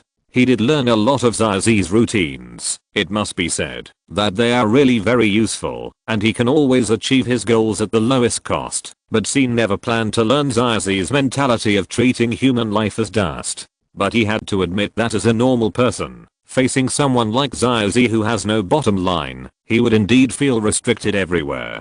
So, if the master was here, what would she do? Thinking of Master Mostima, Scene finally found his rationality in his anger. In fact, he had deceived Zhang Jincheng and came to Xiangsa New Dong with Xyz for the sake of his master. Xyz's lengthy story was actually not important at all. Scene didn't care about Nanujin's influence on the Nan family and the Space City Li. He didn't even care about the secrets Lei Yangxin held. Because compared to Master Mostima, all of the above were really just details. When Xyz threatened Scene with the safety of Mostima, it was destined that Scene would not be able to achieve revenge directly. Scene didn't intend to hide his thoughts. After calming down for a while, he got straight to the point and asked, "How is my master now?" "She's fine." Xyz didn't hesitate and gave the answer directly. "She couldn't be better. She's called a captive, but in fact she's the master. She controls everyone around her through her exquisite words, and has become the master of the Xia family, while enjoying a so-called house arrest, which is actually one of the few affluent lives in the entire Kine galaxy. She constantly collects the information she wants from the idiots around her.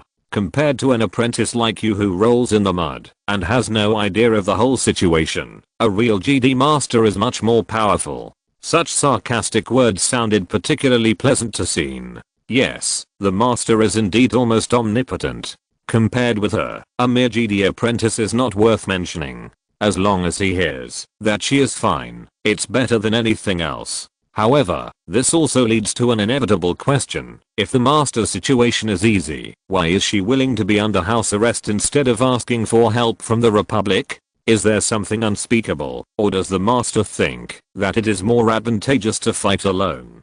For a moment, Scene was confused. But, after all, she is under house arrest. No matter how good the current situation is, who can say for sure what will happen in the future? She has indeed collected a lot of intelligence now. Even if she returns to Coruscant, it is enough for the Senate to initiate sanctions against the Kyankan group. But the more she knows, the more dangerous her situation is. The Xia family is indeed full of idiots. Even a bastard like Xia Yan can become the director of the Security Bureau. It's ridiculous. But after all, not everyone is hopelessly stupid. There are many people like me in the Xia family. As long as she meets one, her life will be in danger. Hearing this, Scene's heart suddenly contracted. Xyz's threat couldn't be more obvious. He really grasped the weakness of the GD apprentice. Scene couldn't take this threat lightly. In response, Scene raised the blaster again. "Then I can only find a way to make you disappear." Xyz smiled and said, "I admit that you do have the ability to kill me, but I said that there are more than one person like me in the Xia family. If you can kill me, can you kill the entire Xia family? On the other hand, if I die here, not to mention the tens of thousands of people in the Xiangsa and Jade building, Mostima will definitely die. You can regard this as my false threat. Believe it or not." After saying that, Xyz simply turned his back and faced the blaster in Scene's hand with an unguarded posture. Scene couldn't pull the trigger, but he didn't put down the gun. He asked the second question. "So, do you have a way to rescue her?" "Yes." Xyz gave the answer very happily. "As long as you are obedient and help me kill Nanujin, I will rescue your master. How about it?" Chapter 162 disappeared forever. Scene just snorted coldly at Xyz's condition. This condition does sound interesting, but firstly, Scene is impossible to kill people at will, and secondly, Xyz's words are not credible at all. I know that a single sentence cannot convince people, so I will give a little more benefits. You should have watched the news program. Your master has been at the center of controversy recently. In the news program, she endorsed the investigation results of the Kyankan group and implicitly pointed the finger at the Republic for Nanhela's death. So the question is, if this kind of news is just empty talk, how can it convince people? So there will be more detailed interview reports soon. In the program, reporters will interview GD masters in all aspects and continuously improve the details of relevant intelligence. Then the next question is, if the GD masters in the program are obviously under house arrest and have no personal freedom, how much credibility does this program have? Hearing this, Scene suddenly woke up. If Kyankan Group wants to use the GD Masters brand, it must put on a full show and create the illusion that Mostima is still investigating freely, which means the shooting of the news program must be chosen in a sufficiently public place so that people can see at a glance that the GD Master is still in a state of free action. And there is no place in the entire Kyan galaxy that is freer than Lee. That's right, soon, the GD Master will be a guest in the space city with a news team. Scene's heartbeat suddenly began to asterisk father. Soon, he will be able to see the Master? Exclamation mark. Zazi said again, the above content can be verified. The news on Zaya internet has long been spread all over. You can check it with Zhang Jincheng's terminal. It's just that you have been hiding in Xiangsuan District 9 during this period, and the news is blocked. Scene nodded, and simply came to Zhang Jincheng's desk, turned on his terminal, and really collected relevant information on Zaya internet. For GD apprentices, necessary caution is a basic skill. Soon he found the report that Zazi mentioned. There is indeed a news team that promised to conduct a comprehensive and close-up report on the GD Master in the near future, and the interview location is Lee, to be precise, the Xiangsuan district. Seeing this, Scene suddenly had a glimmer of enlightenment. Perhaps this is the real reason why Zazi tricked him to Lee. This flat-faced man has a deep mind, which is really the only one Scene has ever seen in his life. Soon, your master will come to Xiangsuan Yudong and complete the interview task on the top floor. I believe that with the wisdom of that woman, she will definitely make a name for herself in the interview program, and will not let the conspiracy of those idiots in the Zaya family succeed. But in any case, she will at least come here in person. Scene raised his eyebrows and asked, then what? Zazi said, as long as she comes, I have a way to let her go. After all, I have a way to hide it from Zhang Jincheng and set up a murderous mechanism in Xiangsuan Yudong. The muscles at the corners of Scene's mouth twitched. This reason is indeed quite convincing. Being able to secretly plant a mechanism in the Xiangsuan Jade building means that Zazi already has a strong control in Lee and can even surpass local power holders like Zhang Jincheng. To say that Zazi has a way to rescue Mostima, at least Scene would rather believe it. And I have only one condition, kill Nanyujin. Scene's heart was moved for a moment, and then sneered, and there is only one person I want to kill, that is you. Zazi smiled and said, you don't want to kill Nanyujin, because of the moral values and natural position of the GD Knights. After all, the GD are responsible for maintaining the order and peace of the galaxy, and cannot kill innocent people indiscriminately. But what if Nanyujin is not innocent? If you want to fabricate a crime against Nanyujin, I suggest you save your breath.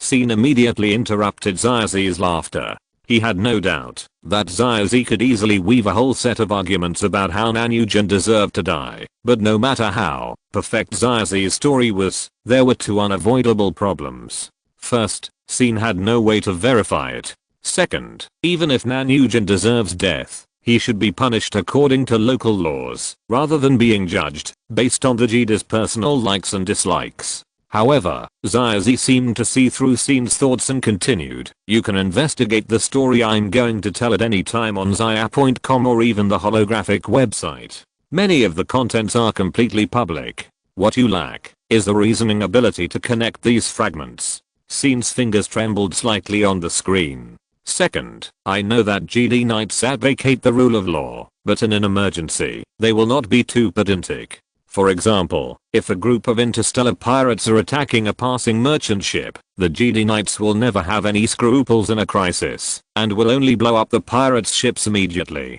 Scene did not answer. In fact, this kind of thing cannot be generalized, but it is true that most GD Knights will make rational judgments in emergencies. The lightsaber in the hands of a GD Knight is never a decoration. Then next, I will tell a story about how Nanyujin is so evil and deserves to die. Any person with a sense of justice will be unable to help but immediately eliminate this harm for the people after hearing it, and my story is rich in details. You can always check the details on Zaya.com to find out what a despicable and shameless person Nanyujin is behind the scenes.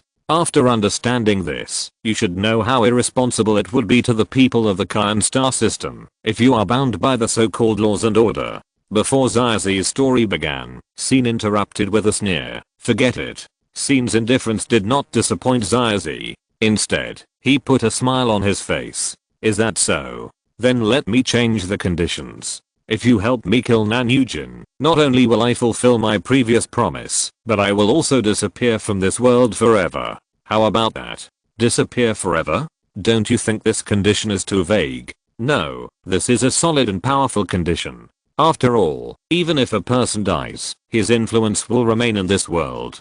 Disappearing forever means that not only will I disappear, but my influence will disappear as well. After that, you will hardly be able to find any information about me, let alone worry about me leaving any posthumous plans. In short, Zaya, who is worthy of your vigilance and fear, will disappear forever. If you're listening to this novel on a channel other than Fanfic World, it means they downloaded and uploaded it without effort. We cordially invite you to visit our channel, Mundo Fanfic Novelos. There you'll find the original version of this story and you can explore many other novels of various genres. We're waiting for you to immerse yourself in a world of incredible novels. Chapter 163 Bodyguard. The conditions offered by Zaya once again exceeded Scene's expectations. Even if it was just nonsense, the condition of disappearing from the face of the earth in order to kill Nanyujin really violated basic logic and common sense. Even though Scene had already prepared for crazy talk, he was still surprised at this moment. Zaya keenly caught Scene's surprise and said, I don't like to joke about life and death. If I say I will disappear completely, I will definitely follow through. As long as you can kill Nanyujin for me, Zaya will disappear from the Milky Way forever. Scene felt stunned and absurd for a moment, but after a moment, he couldn't help laughing. Zaya's speech full of ritual sense made Scene see through his true and false. Scene didn't care about the credibility of the declaration of complete disappearance, but just asked a question. So, it was actually the Zaya family who wanted Nanyujin's life, and you just had no choice but to follow orders? Scene believed that a perverted killer could be extremely persistent in killing, but he didn't believe that a person could even sacrifice his own existence for killing.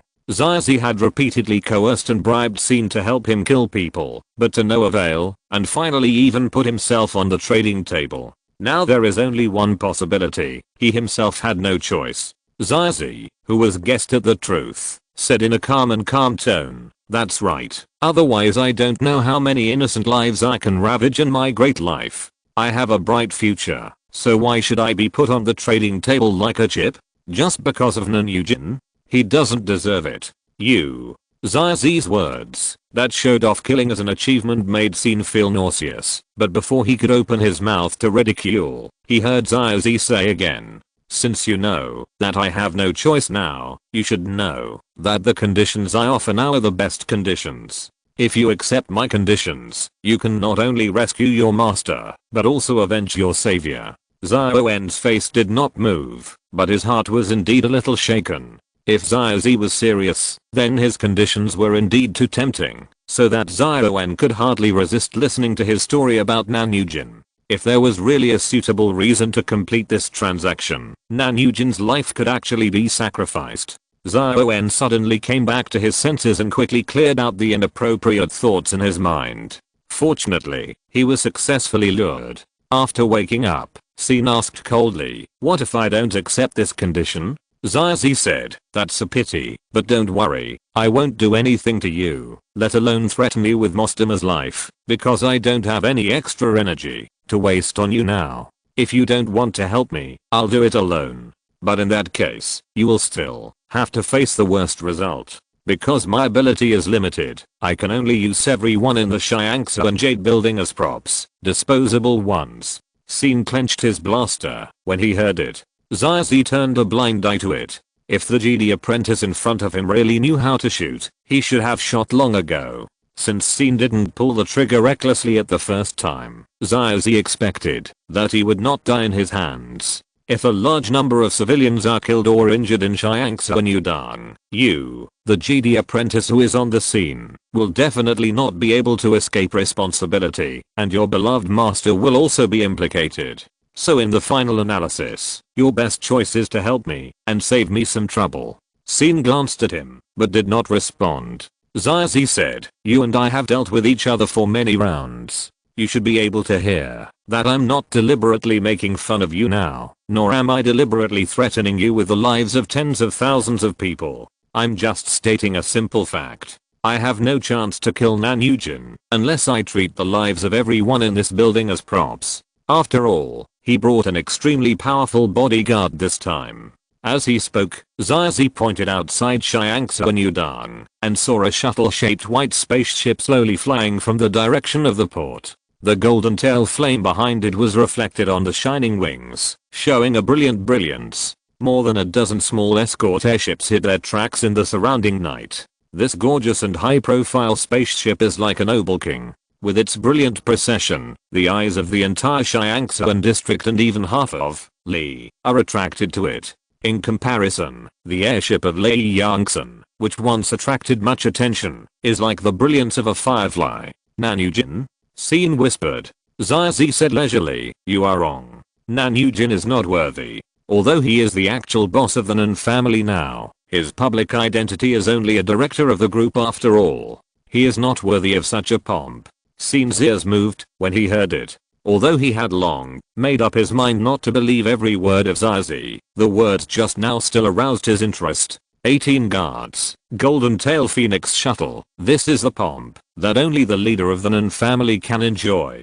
The upper class of the Kyan star system has a set of strict etiquette rules. The consequences of usurping are very serious. With Nanyujin's consistent behavior, he will not offend the group for a moment of vanity. Hearing this, Scene frowned immediately. The leader of the Nan family? Where does the leader of the Nan family come from now? Could it be Nan Wuiao? And since there is Nan Wuiao, Scene was interrupted by Zazi when he was halfway through thinking. I have no interest in the eldest daughter of the Nan family. She is just a puppet put on the table by Nanyujin. She is not worth killing, so you don't have to worry about me taking action against her. The family will not allow me to take action against her. Zazi's tone was frank, but Scene felt a little scared. Who knows if the words of this perverted murderer should be understood in reverse? Exclamation mark. Oh, you don't have to be so cautious, and beware of me. I don't like to joke about killing people. And think about it. The Nan family has already lost one Nanheli, and now there is another Nankayanayu. Many face-saving issues are already difficult to deal with. Now count Nanyujin. The previous generation of Nan brothers are dead, and you two GD masters and apprentices who were ordered to investigate the truth are trapped in the local area for a long time, and can't get out. At this time, if even an innocent girl like Nan Wuiao died unexpectedly, what do you think the Republic will think? Although Scene hated Zazi, he had to admit that the other party was right. If it really came to that, the Republic would only conclude that the mission of Master Mostima and his apprentice had failed, and the Kyan Galaxy had entered an extremely dangerous emergency state. Then more GD Knights would come to investigate the truth, and the secrets that the Kyankan group tried to hide would be quickly exposed. Chapter 164 The Real Murderer. So the family won't allow me to expand the matter indefinitely. I'm only interested in Nanyujin's life now. Unfortunately, I can't kill him by myself. As he spoke, Zazi walked to Scene's side and pointed outside the window at the escort airship hidden in the light of the golden-tailed Phoenix shuttle. That is the most elite armed force of the Kyankan group, Black Wing. It is independent of the Security Bureau and directly under the board of directors. It can be said to be the most powerful armed force in the galaxy. Scene couldn't help but be surprised. Stronger than the Security Bureau? If what you mean by strong is the quality of individual soldiers, the level of equipment, and tactical capabilities, then of course not. Those silver rebels from the Security Bureau that you have come into contact with are already the top level in the galaxy. Since their defection, the Security Bureau has immediately been in a state of lack of successors, and although Black Wing enjoys the huge resource support of the board of directors, it is absolutely impossible to say that it can be stronger than the Silver Rebels. After a pause, Zazi glanced at Scene, who was already concentrating, and smiled. However, strength is not such a simple concept. For example, although I'm far inferior to you in all aspects, I'm still stronger than you, because I know very well what you want, what you don't want, what you can accept, and what you can't accept. And you know almost nothing about me. Just as Scene was about to speak, Xiaozi said, I once fought side by side with Anping and Lunan, and saved their lives, so even though I betrayed them later, they didn't hate me. You've been with them, but you haven't heard them mention me, right? Scene didn't answer, but his heart was shaken. Because from the existing intelligence, it was true that Anping and others were betrayed by their superiors on the battlefield, and Xiaozi was indeed involved, so. Before Scene could think too much, he heard Xiaozi's greasy and sarcastic voice. Do you believe it? Haha, the young apprentice is so cute. Almost not a single word of what I just said is true. I have never fought side by side with Anping and the others. How could I, a direct descendant of the Xia family, be in the same army with a bunch of peasants? My starting point, when I joined Kyankan security, was already higher than their ending point. Scene said coldly, so you are wasting your time talking nonsense. What are you trying to prove? It proves that you know nothing about me, and that the power of intelligence is the real power. I can make up a lie, and it can affect your thoughts, and make you at a loss. So if I say that I have the power of life and death over GD Master Mostima, and if you don't want her to die tragically, you must cut off an arm for me on the spot. Let me ask you, do you have the right to refuse? Scene's face became gloomy, because what he hated most was someone talking about his most respected master. Are you angry? Do you want to kill me at all costs, and put an end to it all? You see, I have once again played with your emotions. I'm well aware of the close bond between you and your GD master and apprentice, so I also know how to make you, who claims to be calm, angry. On the other hand, how well do you know me? Do you know what I care about? Do you know how to stir up my emotions? No, you know nothing, so you are always passive in front of me. So even though you can't wait to kill me immediately to avenge Wang Yi, you still dare not act rashly, in case after my death, I will drag down the innocent people of Xiangsu when you done with me. After a pause, Xiaozi stopped teasing Scene, and returned to the topic. Blackwing has such an intelligence suppression advantage over me. As a direct subordinate of the board of directors, they share the board's intelligence authority. Almost all the information and secrets of everyone under the Kyankan group are within their browsing rights, and of course I, as a mad dog raised by the security bureau, am no exception. Xiaozi said, so, this flawless, invincible perverted killer in front of you is a running dog with flaws all over his body and the power of life and death in the eyes of Blackwing. It's a blessing that they don't come to trouble me. It's really a pipe dream to want to kill Nan Yujin under their noses. After hearing this, Scene finally understood what Xiaozi did. So that's why you thought of asking me for help? Because I'm still a stranger to Blackwing?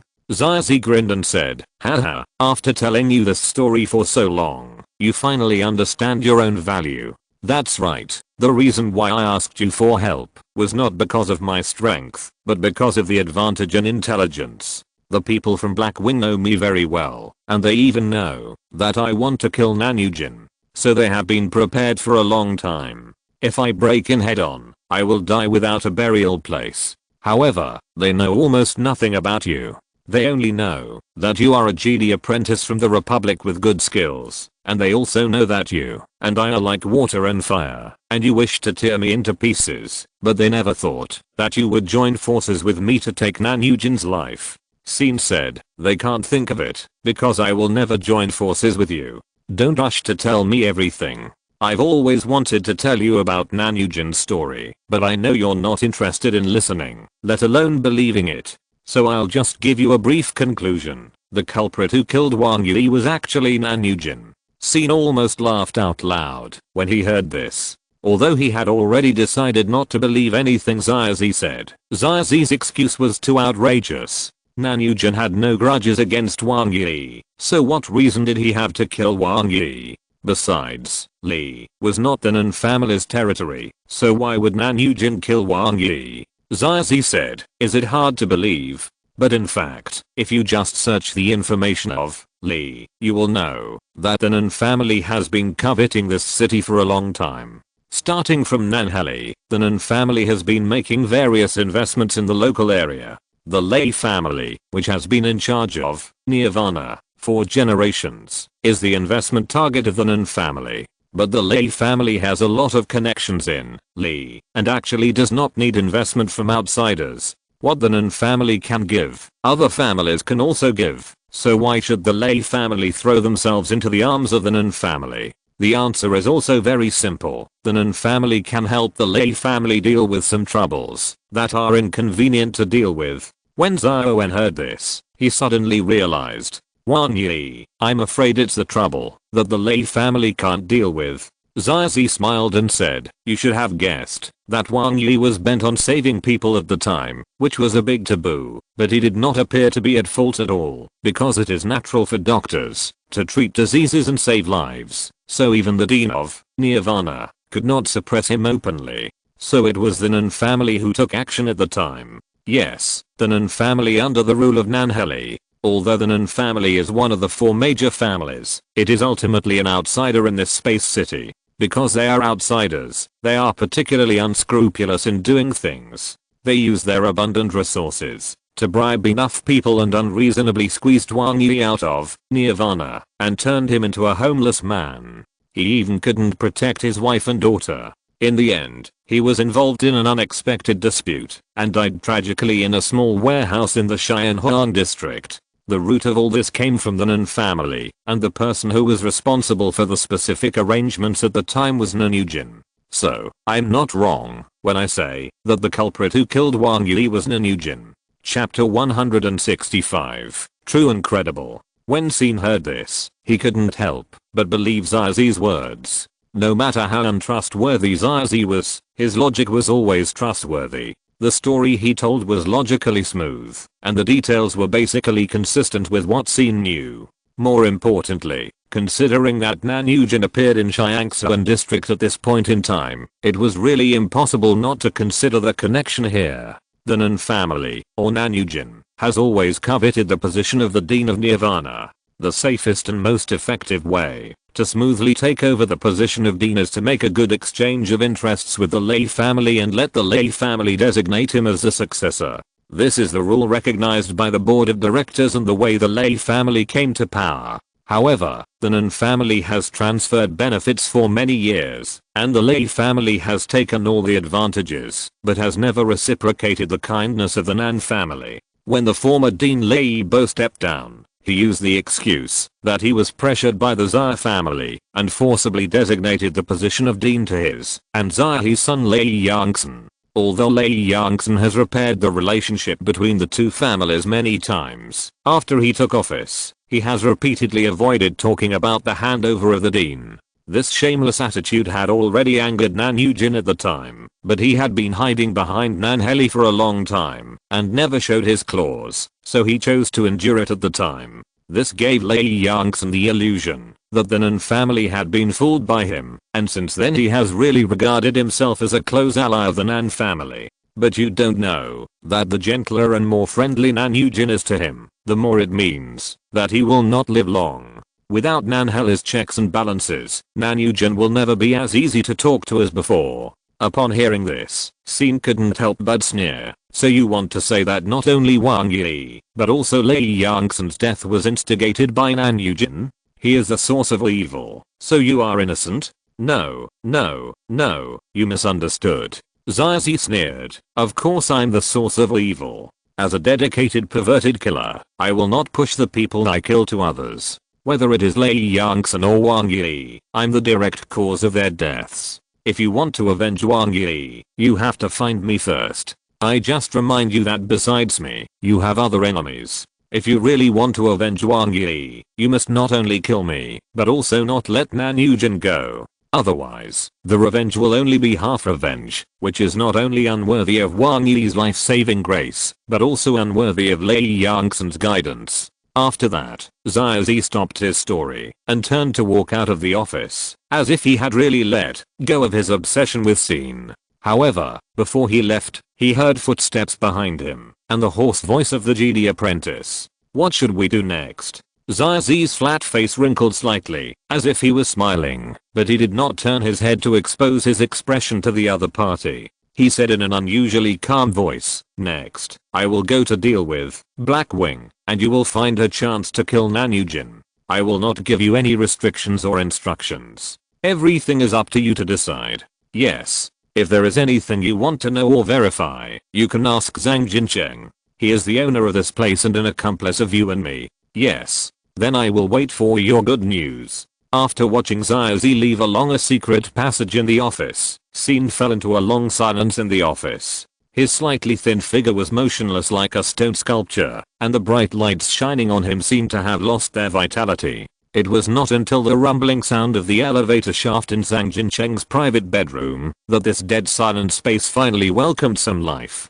Zhang Jincheng walked out of the elevator and saw Scene, who looked like a stone sculpture, and was greatly surprised. "Why are you still here? Where is Zi? Did you do anything to him?" Scene did not answer but asked, "Why did you join forces with Zi to kill Nanujin?" Zhang Jincheng was a little impatient. "Hasn't Zi told you enough stories? Now is not the time to tell stories. The people of the Nan family will be here soon. I must. If you don't want to waste time, just make it short." Scene interrupted the other party's nagging without question. The cold tone made Zhang Jincheng stagnate. Thinking of the gun pointed directly at his forehead not long ago, Zhang Jincheng didn't dare to play with fire like Zi and bet whether the Jedi apprentice would really not kill people indiscriminately. After thinking for a while, Zhang Jincheng gave a vague answer, "It would be better for me if he died."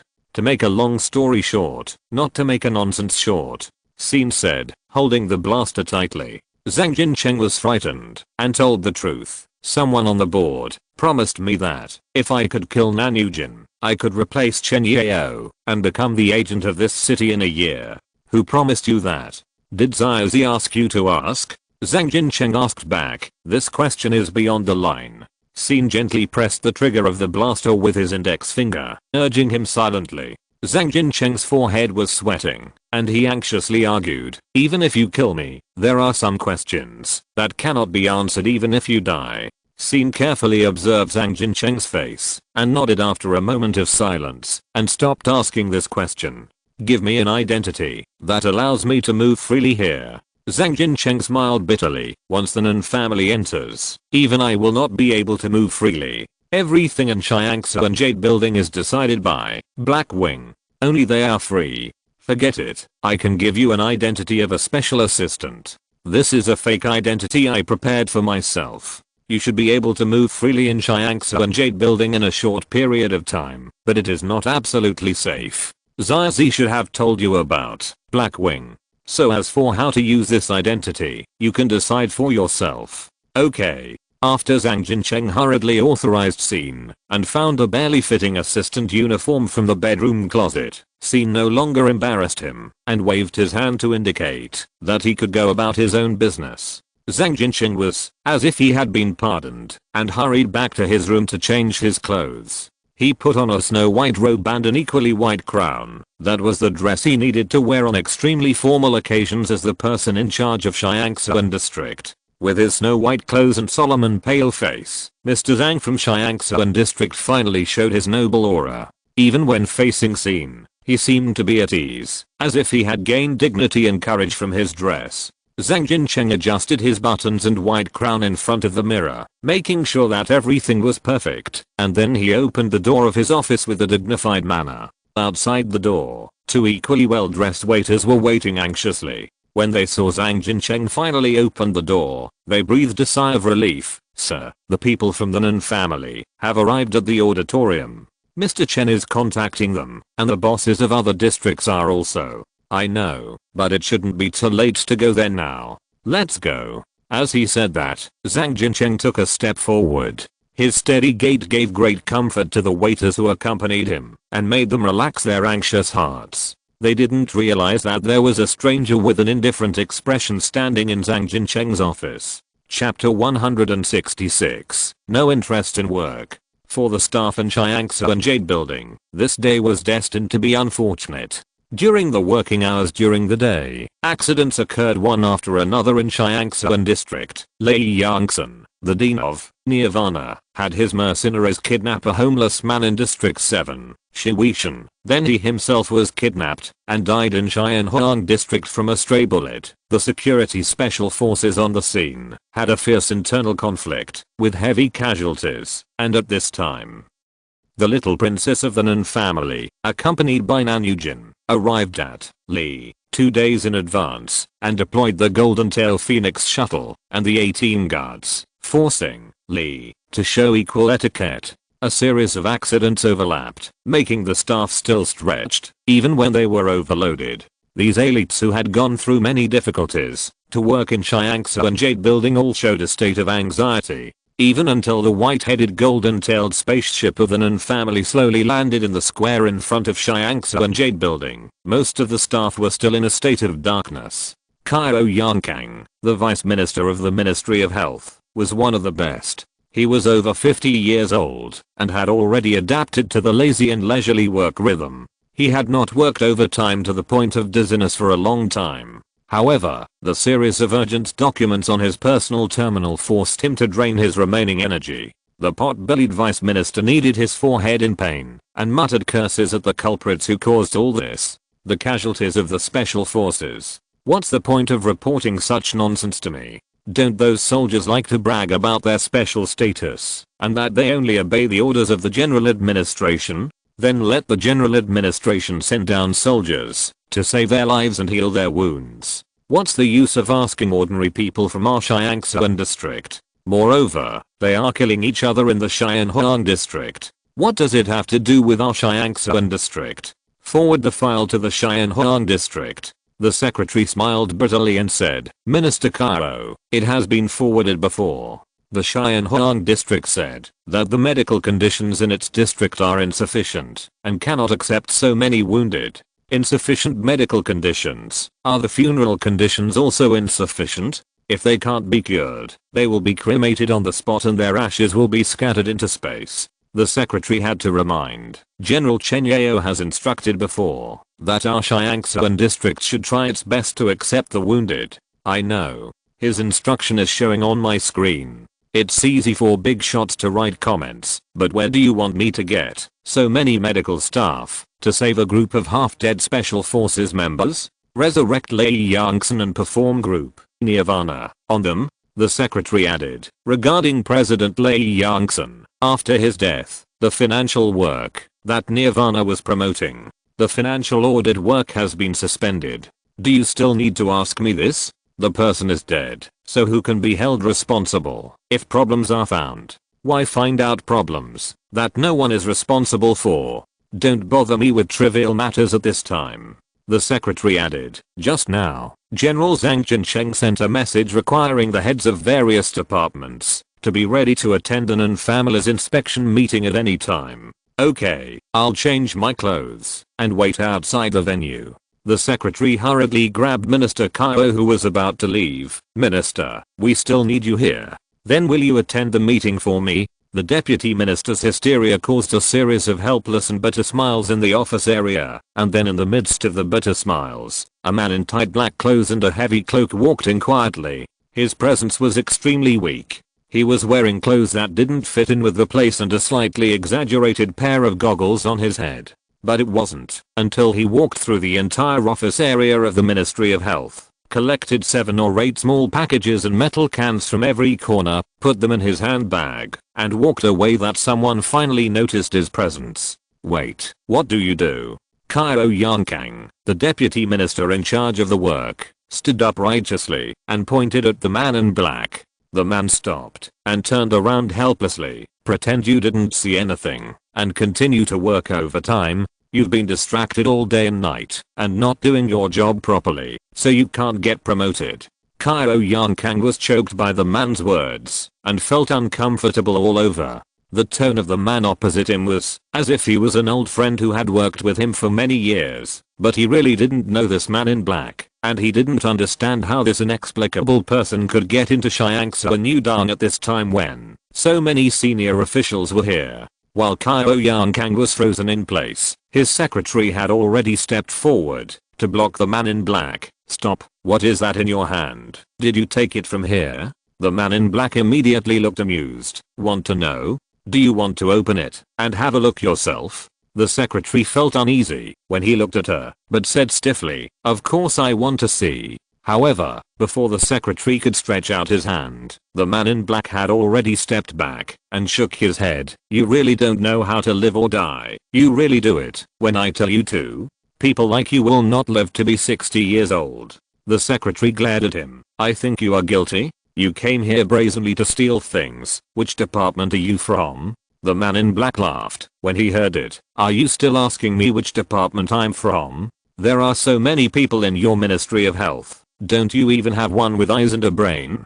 The ridicule of the men in black directly caused a collective uproar in the office area. However, at this moment, Kairo Yankang suddenly realized and quickly stretched out his hand to stop his colleague's impulse. Wait, this guy might be from Black Wing. As soon as the name of Black Wing came out, a gust of cold wind suddenly blew through the office area. The excited overtime workers retreated one after another, as if they had encountered a ghost, and they isolated a piece of empty space in the crowded office area. The soldiers of Black Wing smiled and said, it's right to stay away. After all, if the things in the bag are detonated in advance, the closer you are, the more miserable your death will be.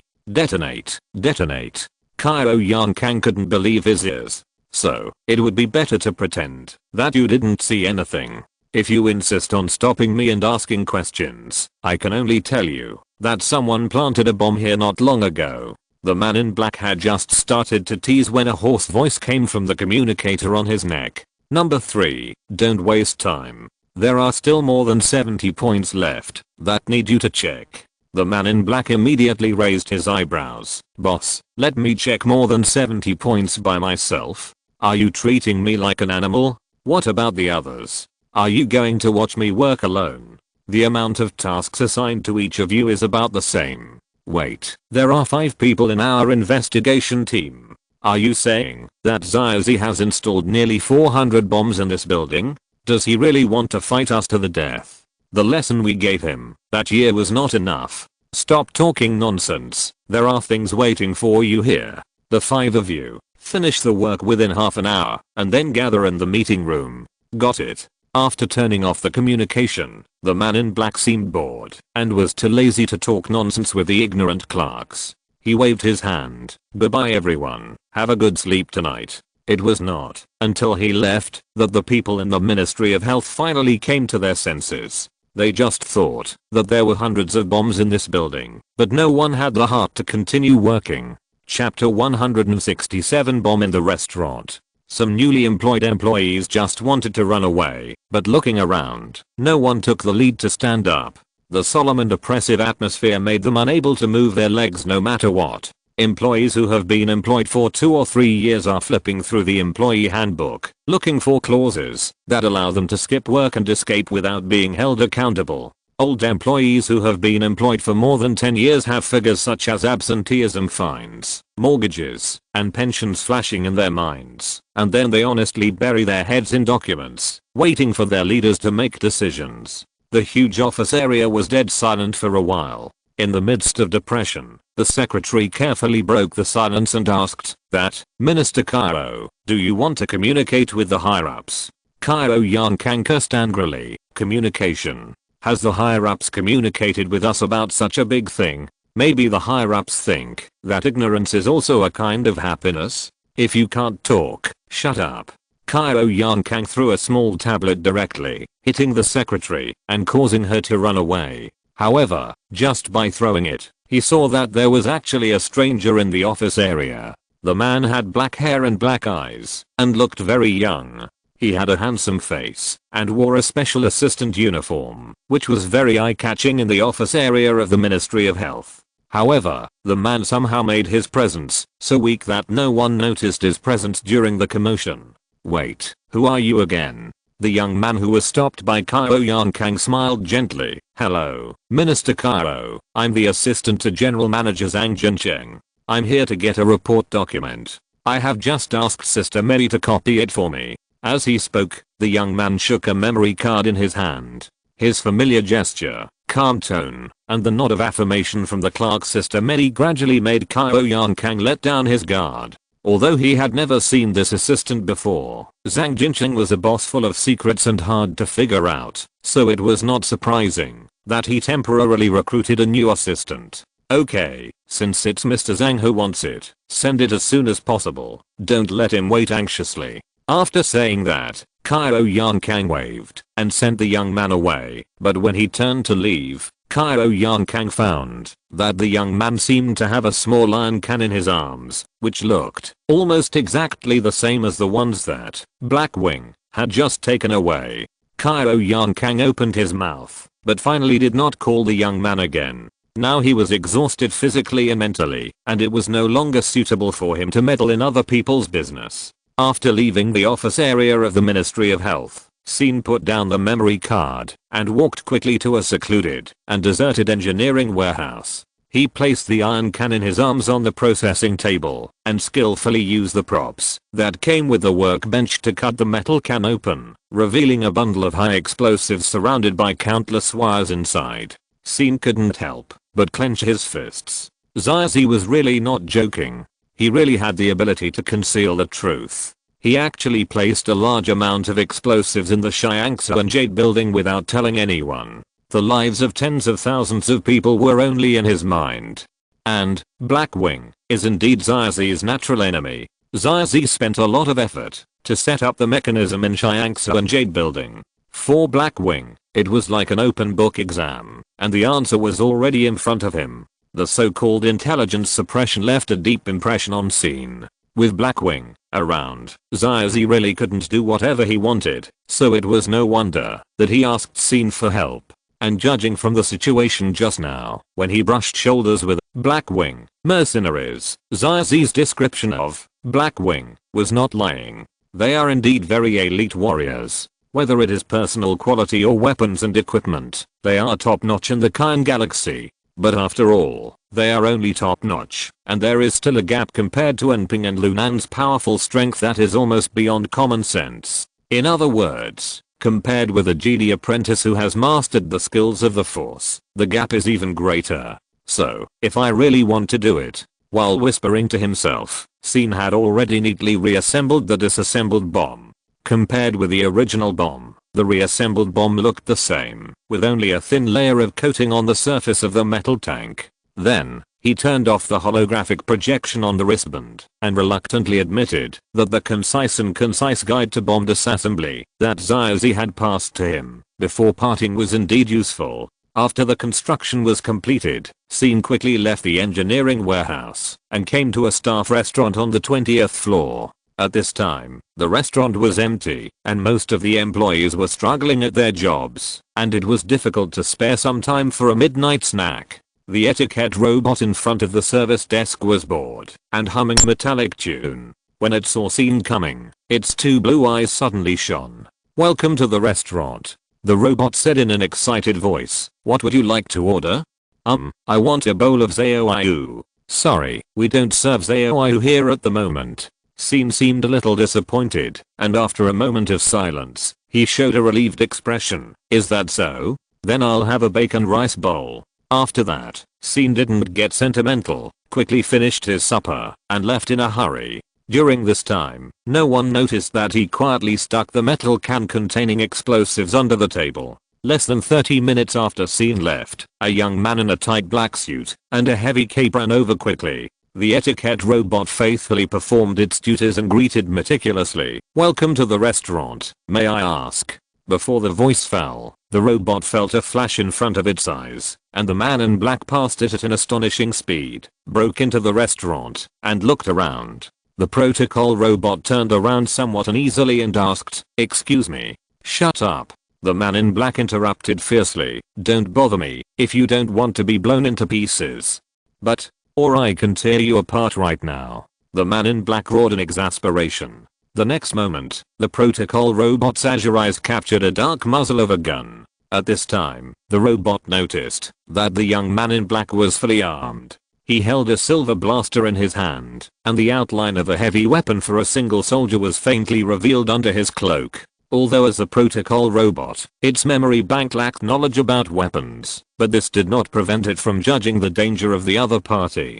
Such a dangerous person, while holding a gun, let his eyes sweep back and forth in the restaurant, and the murderous intent was almost permeated. However, no matter how he observed, he could not get any results, which made him more and more impatient. The protocol robot carefully avoided the direction of the gun, lowered the volume and asked, "What are you looking for?" The man in black was a little impatient when the robot interrupted him, but when he thought of the purpose of his visit, he suppressed his anger and replied, "It has nothing to do with you."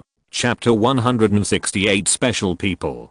As soon as the words "it has nothing to do with you" fell, a hoarse voice came from the communicator on the neck of the Blackwing team member. "Number 3, have you found it?" "No. Boss, are you sure that thing is here? It can only be there. Look carefully. Now, of all the bombs, only the one on your side is missing." "But, seriously, could it be that there is no fish that slipped through the net?" The number and location of the bombs were all said by those fortune tellers. They are just guessing. Those fortune tellers are the group's top support team. They accurately calculated Zaizi's mechanism layout, and even calculated the number and general location of his privately made bombs, based on the architectural drawings of Shiangsa Nudong and the processing traces left by Zaizi in multiple processing stations. No matter the number or location, they are almost exactly the same. The only error comes from you. Do you think there is a problem with you, or those fortune tellers? The young man scratched his head in annoyance when he heard it. Of course, he knew that the so-called fortune tellers were just a joke among the frontline soldiers. Their real identity was a group of expert think tanks with a lot of data. A considerable part of the fame of Blackwing is based on the meticulous planning of its think tank. To challenge such authority, it is far from enough for a newcomer like him to rely on himself. Got it. I'll look for it carefully again. Don't trust the equipment and dogma too much. Trust your Ryzen brain more. I'll give you 5 minutes. Act as soon as possible. If you delay for too long, there is a risk of being detonated. Understood. The young man ended the call with some frustration, took off his eyepiece, and re-examined the empty restaurant with his naked eyes. But no matter how he looked, he couldn't find the bomb that should have appeared here. This made him both anxious and panic, and a fear that he had never had before gradually emerged in his heart. As an elite force directly under the board of directors of Kyankan Group, the most powerful part of Blackwing is its omnipresent intelligence advantage. As long as it is in the Kyan galaxy, any place is their absolute home court. The think tank behind them is almost omniscient and omnipotent, especially for those mad dogs with extremely high risk ratings. Because the board of directors has provided sufficient intelligence resources, Blackwing can almost decide their life and death. As crazy as Zaizi was, he had been frustrated and even humiliated by Blackwing many times. The members of Blackwing had an absolute psychological advantage over Zaizi. However, what if the intelligence advantage gradually disappeared? Thinking of the crazy and cunning plain man in the previous battles, the hair on No 3's back gradually stood up. Although the current situation was just that there was only one bomb that could not be found, there were nearly 400 bombs that were checked at the same time. But it was this little deviation that made number 3 feel more and more uneasy. "Sorry to bother you." Just when No 3's mentality was extremely uneasy, he heard the noisy metallic voice. "Well, if you are looking for something, maybe this?" The next moment, the young warrior of Blackwing looked at the etiquette robot in disbelief as he took out a grey and inconspicuous metal can from the storage compartment on his chest. "You." The robot explained. "This was left here by the previous guest. I didn't notice it at first, until I went to clean the table, and found this tin stuck under the table. I wondered if you were here, to help him recycle it." Enough. That's it. The young man couldn't help but scream. He couldn't control his expression at all. His face, which was still quite straight, was distorted into a shape that was difficult for the etiquette robot to recognize. "Leave this to me. Be careful." The young man stretched out his hand tremblingly and carefully took the metal can that had obviously been modified. He touched the coating on the surface of the can with his fingertips, then realized it, and clenched his fist in anger. The young man took a few deep breaths and dialed the number. "Boss, the lost bomb has been found." Zaizi seems to be smarter than the fortune tellers expected. He applied a layer of insulating lubricant on the outside, which just happened to isolate the equipment from scanning.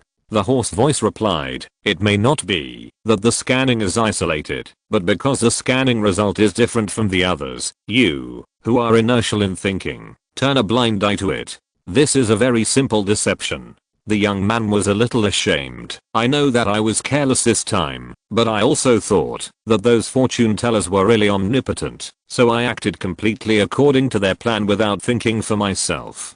This is indeed a bit strange, and we need to be seriously vigilant. Zazi is an extremely cunning opponent. If the intelligence support from the rear cannot be 100% accurate, the risk on our side will increase several times, and it will be difficult to have absolute success for this escort mission." Number 3's throat felt a little dry when he heard it. "In that case, however, I think that it may not be a problem with the intelligence support from the rear, but it is very likely that there is a new situation at the scene. You should investigate the scene carefully to see who placed the bomb.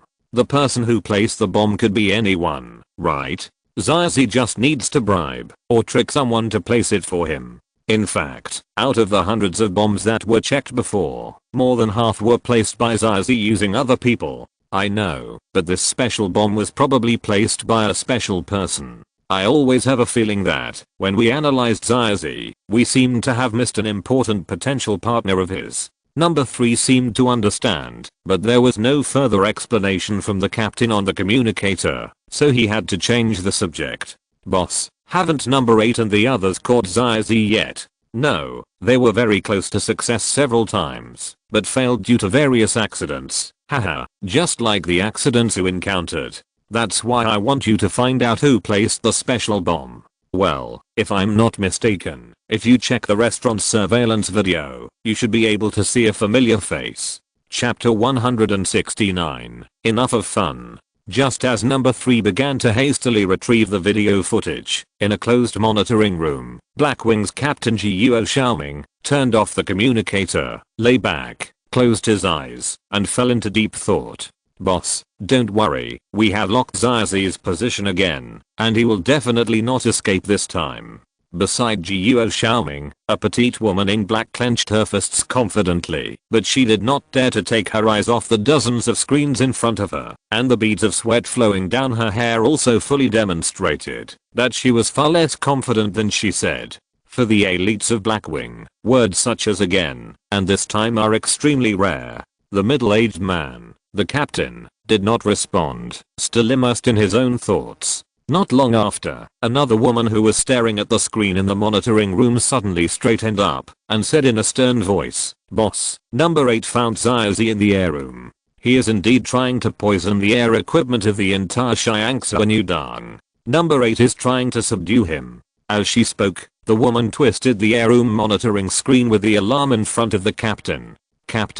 However, Guo Xiaoming did not rush to open his eyes, but asked, "How is Nan Yujin?" Hearing this question, the two women were a little puzzled and even a little uneasy. After the two looked at each other, the petite woman reported, "Fortunately, according to the boss's instructions, number 13 to number 18 are all protecting her closely, and they can't leave, no matter what happens. But Nan Wuiao, will the guards be too empty?" "Nan Wuiao doesn't have to worry. Zazi won't do anything to her. He doesn't have that authority, unless..." The captain's "unless" stopped here, and then fell into deep thought.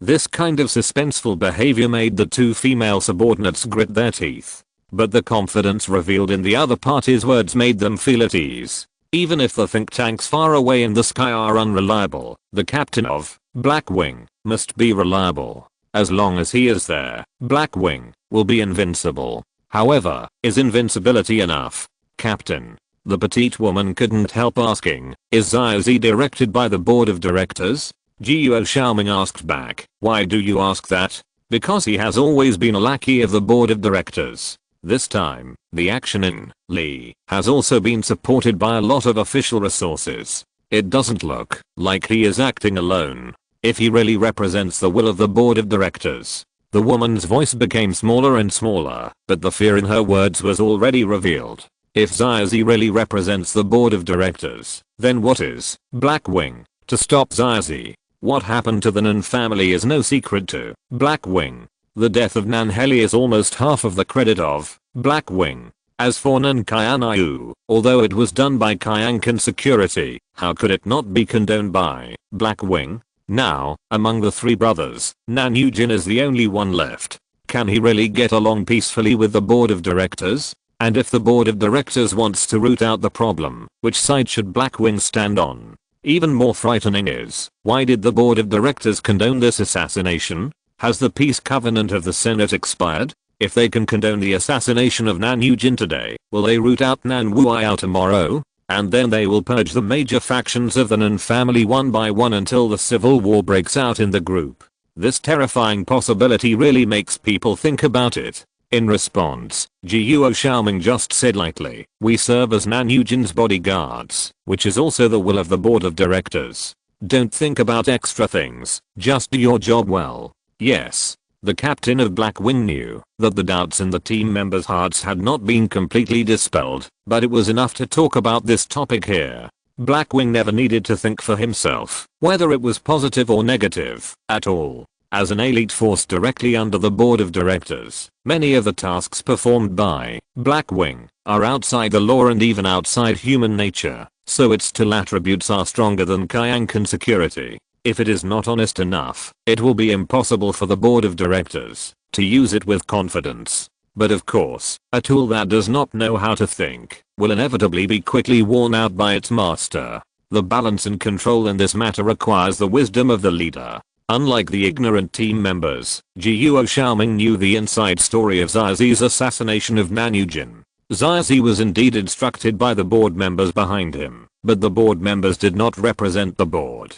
The collective will of the board of directors was to let Blackwing serve as Nanyujin's bodyguard. This means that the peace covenant has not been broken. The board of directors can acquiesce to the deaths of Nanheli and Nankayanayu for extremely special reasons, but this reason is difficult to apply to Nanyujin, so a mad dog like Xiaozi is needed to take risks. It would be best if Xiaozi succeeded by chance, which was considered as the board of directors making full use of the unspoken rules. Then they could divide up the territory that the Nan family could not defend with peace of mind. If they failed, they would only lose a lackey whose life was already running out. As for Blackwing, they naturally did not have to risk their reputation for the actions of a few people, so Jiuo Xiaoming did not care what the people behind Xiaozi thought. With him, Xiaozi would never succeed.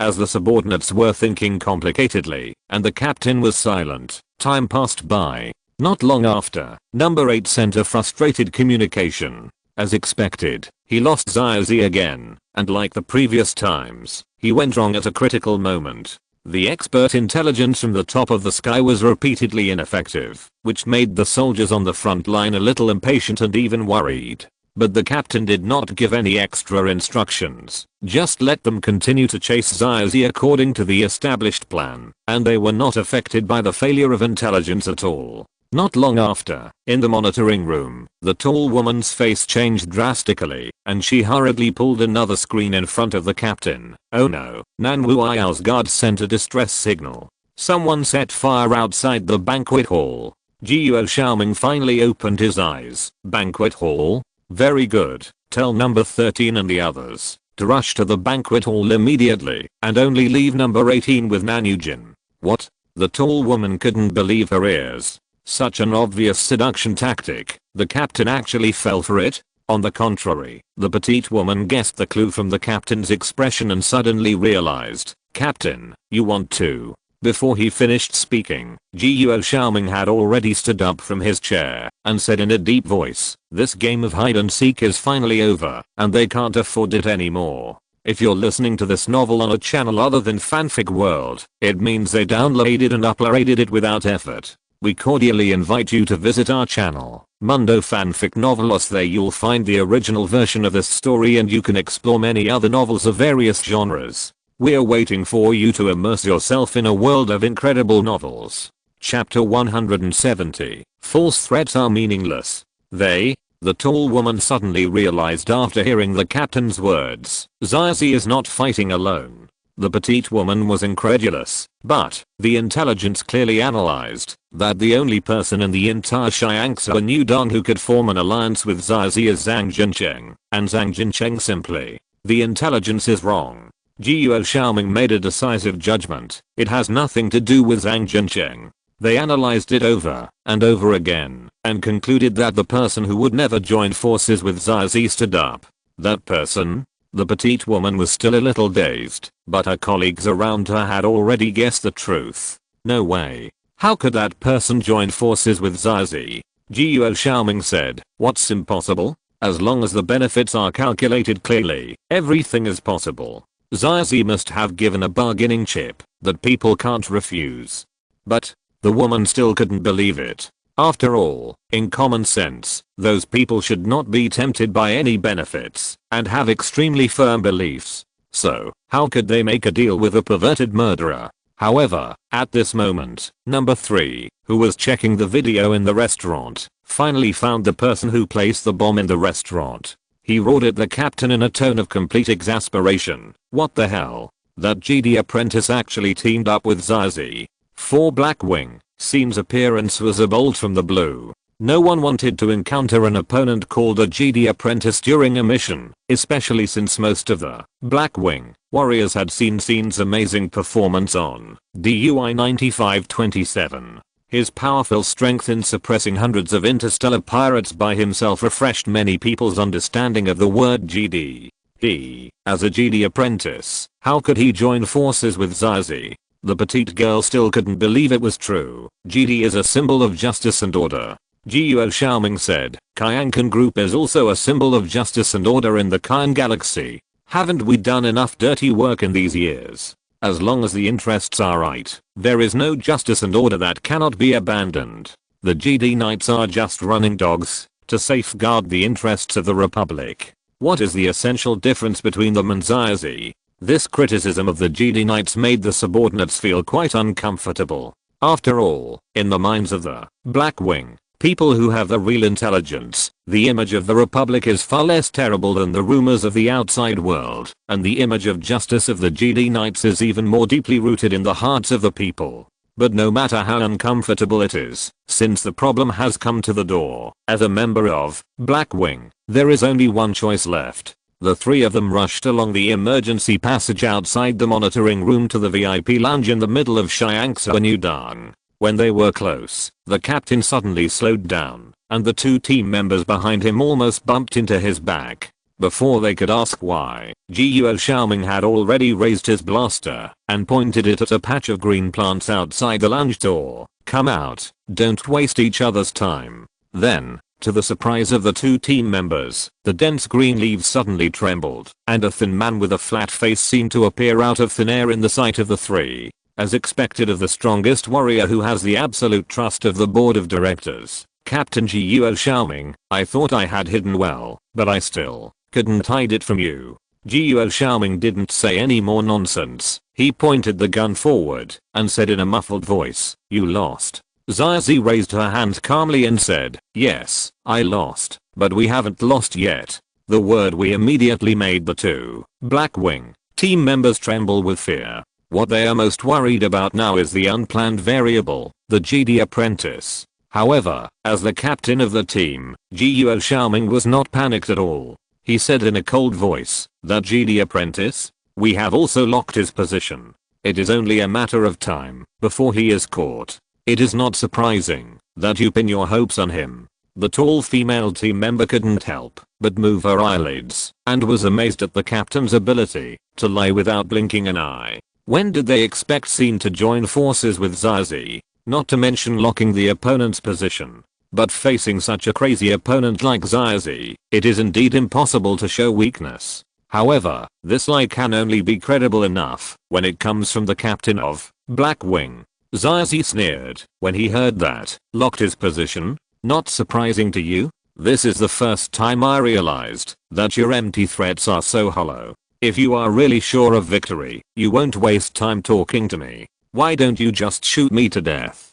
Of course. The board of directors promised the Zaya family that year. Because of that incident, they gave you 3 chances in total, and you used up the last one today. So after today, I can kill you at any time. Zizi said, "So I still have one last chance. But I remember that Captain Guo said the same thing last time. So did you remember it wrong, or do you actually not dare to attack me?"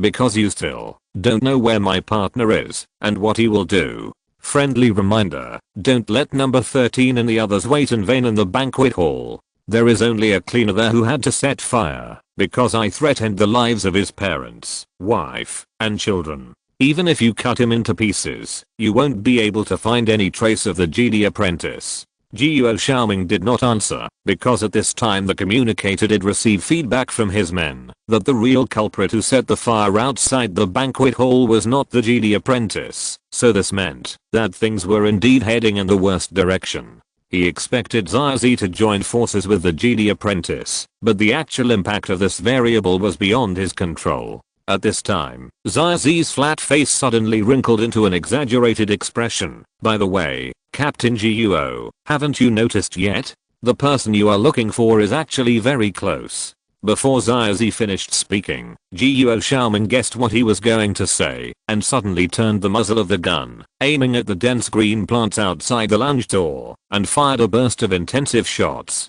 In an instant, the energy beam swept across like a rainstorm, and the flowers and trees that were carefully cared for by professional gardeners and full of artistic beauty suddenly burst into worthless branches and leaves. However, among the flying leaves, azure blue beams suddenly lit up, densely woven like a net, and bounced off every approaching energy beam. After the crazy shooting, the scattered branches and leaves gradually fell to the ground. In the mess, the Jedi apprentice holding the sword was unharmed. The blue light of the lightsaber reflected on his face, making his handsome face look particularly cold. The lightsaber that was once lost by the Jedi apprentice has now been returned to its original owner with his cooperation with Zazi. The lightsaber collected by Xia Jiang was easily stolen by Zazi and given to Sin as a token of sincerity for cooperation. Sin, who held the lightsaber again, seemed more ruthless than ever before. Facing such a Jedi apprentice, Guo Xiaoming took a deep breath and his finger left the trigger.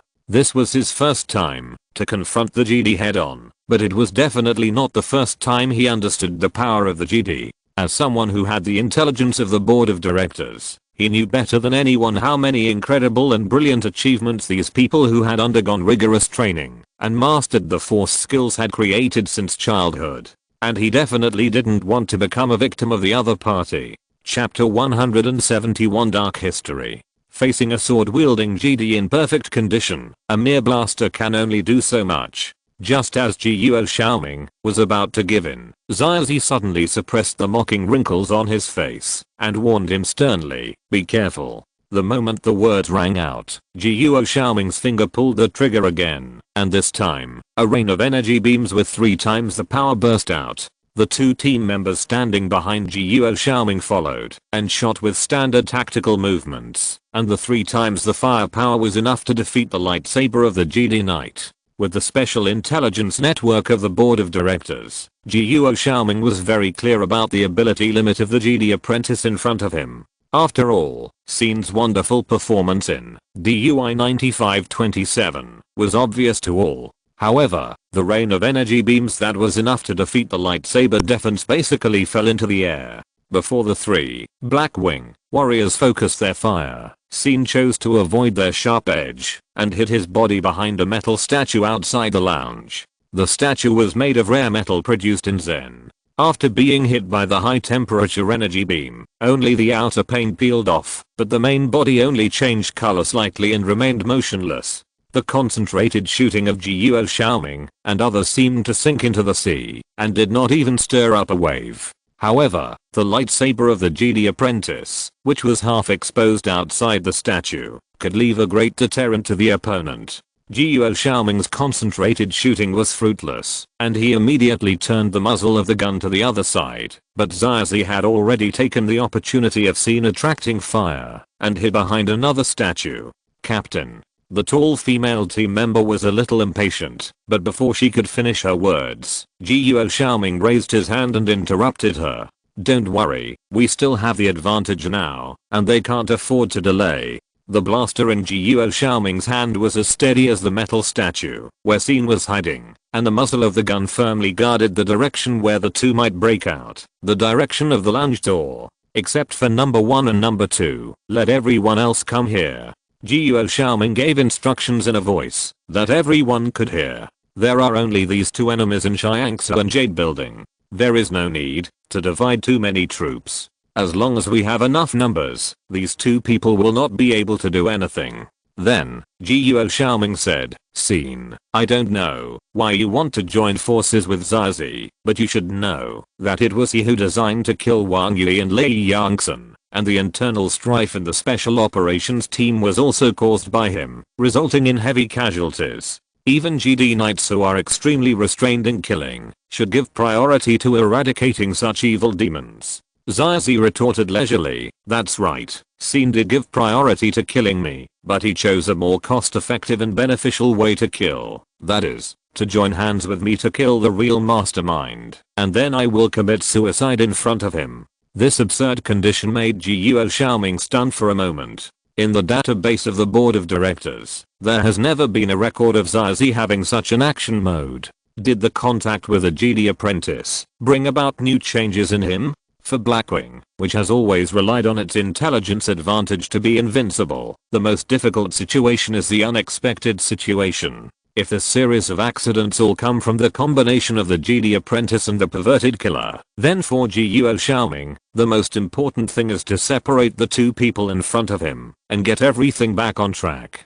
Guo Xiaoming tried to put forward conditions. "Scene, get out of the way now, we can still kill Zazi." Zazi smiled and said, "Captain, this is not how you negotiate conditions. Even if Scene doesn't get out of the way, as long as he continues to work with me to kill the culprit behind the scenes, we can still eliminate harm for the people and kill me, a perverted killer. And I will give you a generous gift before I die. And what about you? What better conditions can you offer? Can you let the GD Master go, or make the person who murdered Wang Yi behind the scenes pay the price? If you can't do anything, why do you compare conditions with me?" Guo Xiaoming's face sank slightly when he heard this. Negotiating conditions is Zazi's best skill. In the database of the board of directors, this rebellious Zia family member is not known as the most well-known perverted murderer, but as a master of negotiation.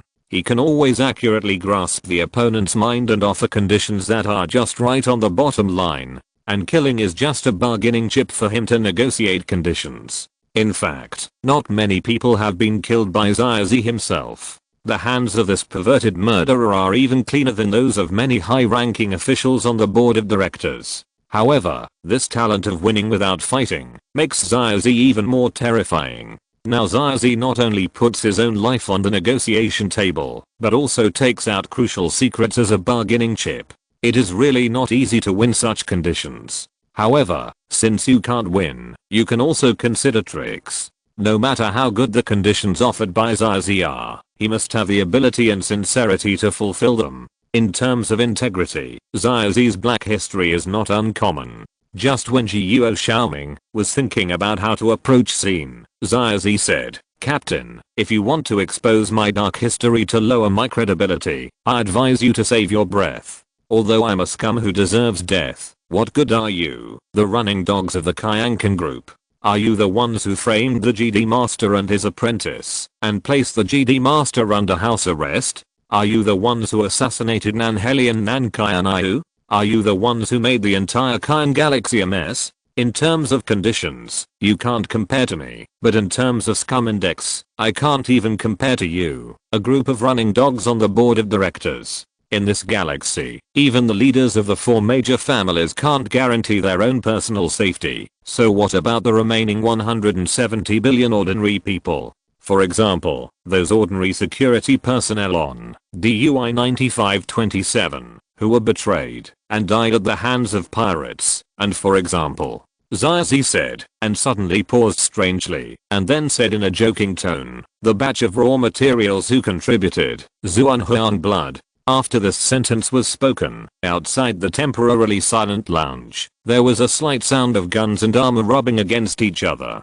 Apparently, someone was distracted and failed to hold the blaster steady. Zazi laughed and said, "Captain Guo, your 2 subordinates really don't have good psychological quality. I remember that number 3 who came with you to subdue me last time looked irritable, but at the critical moment, even if I threatened him with his biological parents, he remained indifferent. Can this be called the benefit of an unhappy family?" It seems that the two ladies should still have happy families. This is rare information. Ha ha ha ha. Outside the lounge, the sound of guns colliding became stronger. Chapter 172. Open the door first. Guo Xiaoming said, "That's enough. We really can't offer better conditions, so the negotiations end here. You just stay behind the statue and wait until defeat comes. Reinforcement will be here soon." Zizi said, "I know that the nearest number 17 should be able to arrive from the direction of the banquet hall in 3 minutes, and number 16 and number 15 will take about 5 minutes. This is thanks to the Jedi apprentice who destroyed the elevator shaft on the way. But, Captain Guo, do you think I'm chatting with you here just to sit and wait for death? You don't really think that the door of the lounge was locked remotely by you, and the people inside are absolutely safe?" Guo Xiaoming said, "If you can kill people remotely, then the people behind the door are indeed not safe. However, the gas tanks you installed in the air chamber, the poisonous soup in the kitchen, and the bombs buried in the etiquette robot have all been dismantled by us. How are you going to kill people remotely? Rely on your negotiation skills?" Zizi said, "How difficult is it to kill someone remotely? If the bigwigs on the board want someone dead, they just need to give an order, and then they can wait for the result. Isn't this the magical power of killing people remotely? Do you have to kill people with your own hands?" As soon as these words came out, Guo Xiaoming felt his heart sink slightly. "By the way, Captain Guo, I have a simple question. Can you still contact the person behind the door now? You should have left number 18 to protect Nanujin. Do you want to let number 18 come and tell you that he is safe?" For the first time, Guo Xiaoming chose to remain silent in front of Zizi's question. "Haha, you can't do it, right? Because number 18 cut off your communication, so you can't even give him orders. This situation is very abnormal, because one of the most important principles of Blackwing when performing escort missions is that everyone must keep in touch at all times. And what's even more suspicious is that the surveillance camera in the lounge is also broken, which means that you now know nothing about the situation behind the door. So the next question is, why did such a bizarre situation happen, and what was number 18, who was supposed to stay in there to guard the last line of defense, doing? By the way, number 18 is just a code name. His real name is Sunason, right? The name is funny. It comes from the fact that, when he was born, it happened to be 23 o'clock, standard time of the Kyan star system, so the name that accompanied him throughout his life was determined. In the impoverished Sunjia village, people have long been accustomed to this. Since the bankruptcy of their collective enterprise, the villagers of Sunjia village have been oppressed by high debts, and have become commodities and goods naturally deserve the same name as goods. The unlimited liability system turns citizens into commodities. This is an incredible crime in prosperous areas, but it is a real daily occurrence around people in the marginal areas of civilization. The board of directors has of course known this for a long time, but on the one hand, every bankrupt village will become an asset of dignitaries. Secondly, places like Sunjia village are one of the most important sources of soldiers for you, Blackwing, right?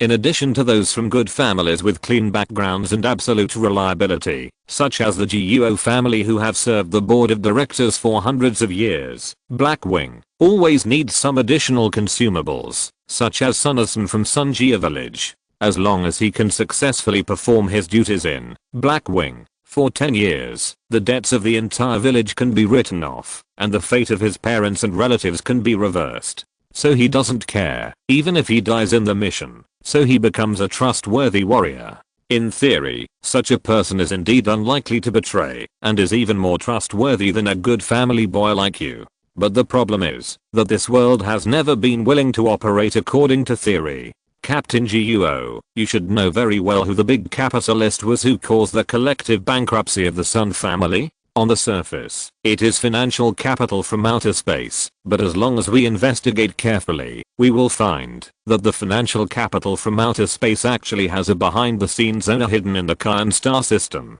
That's right, it's Nanujin. Unlike Nanheli who likes to operate within the rules, Nanujin, as the second son, prefers to be outside the rules, and using financial scams to squeeze the assets of the poor is the norm of capital outside the rules. In summary, it is Nanyujin who is a culprit who caused the collective bankruptcy of Sunjia village, and Sun Ersin became a pawn and cannon fodder for others. If he knew all this, what do you think he would do? Captain Guo is worthy of being here. No matter how I try, I won't get any response, but this also shows that you already have the answer. Sun Ersin is an excellent cannon fodder, but he is a flesh and blood person after all. As long as he is properly stimulated, he will react as a human being should. Now, Captain Guo, looking at the closed door, which side do you think will benefit from delaying time?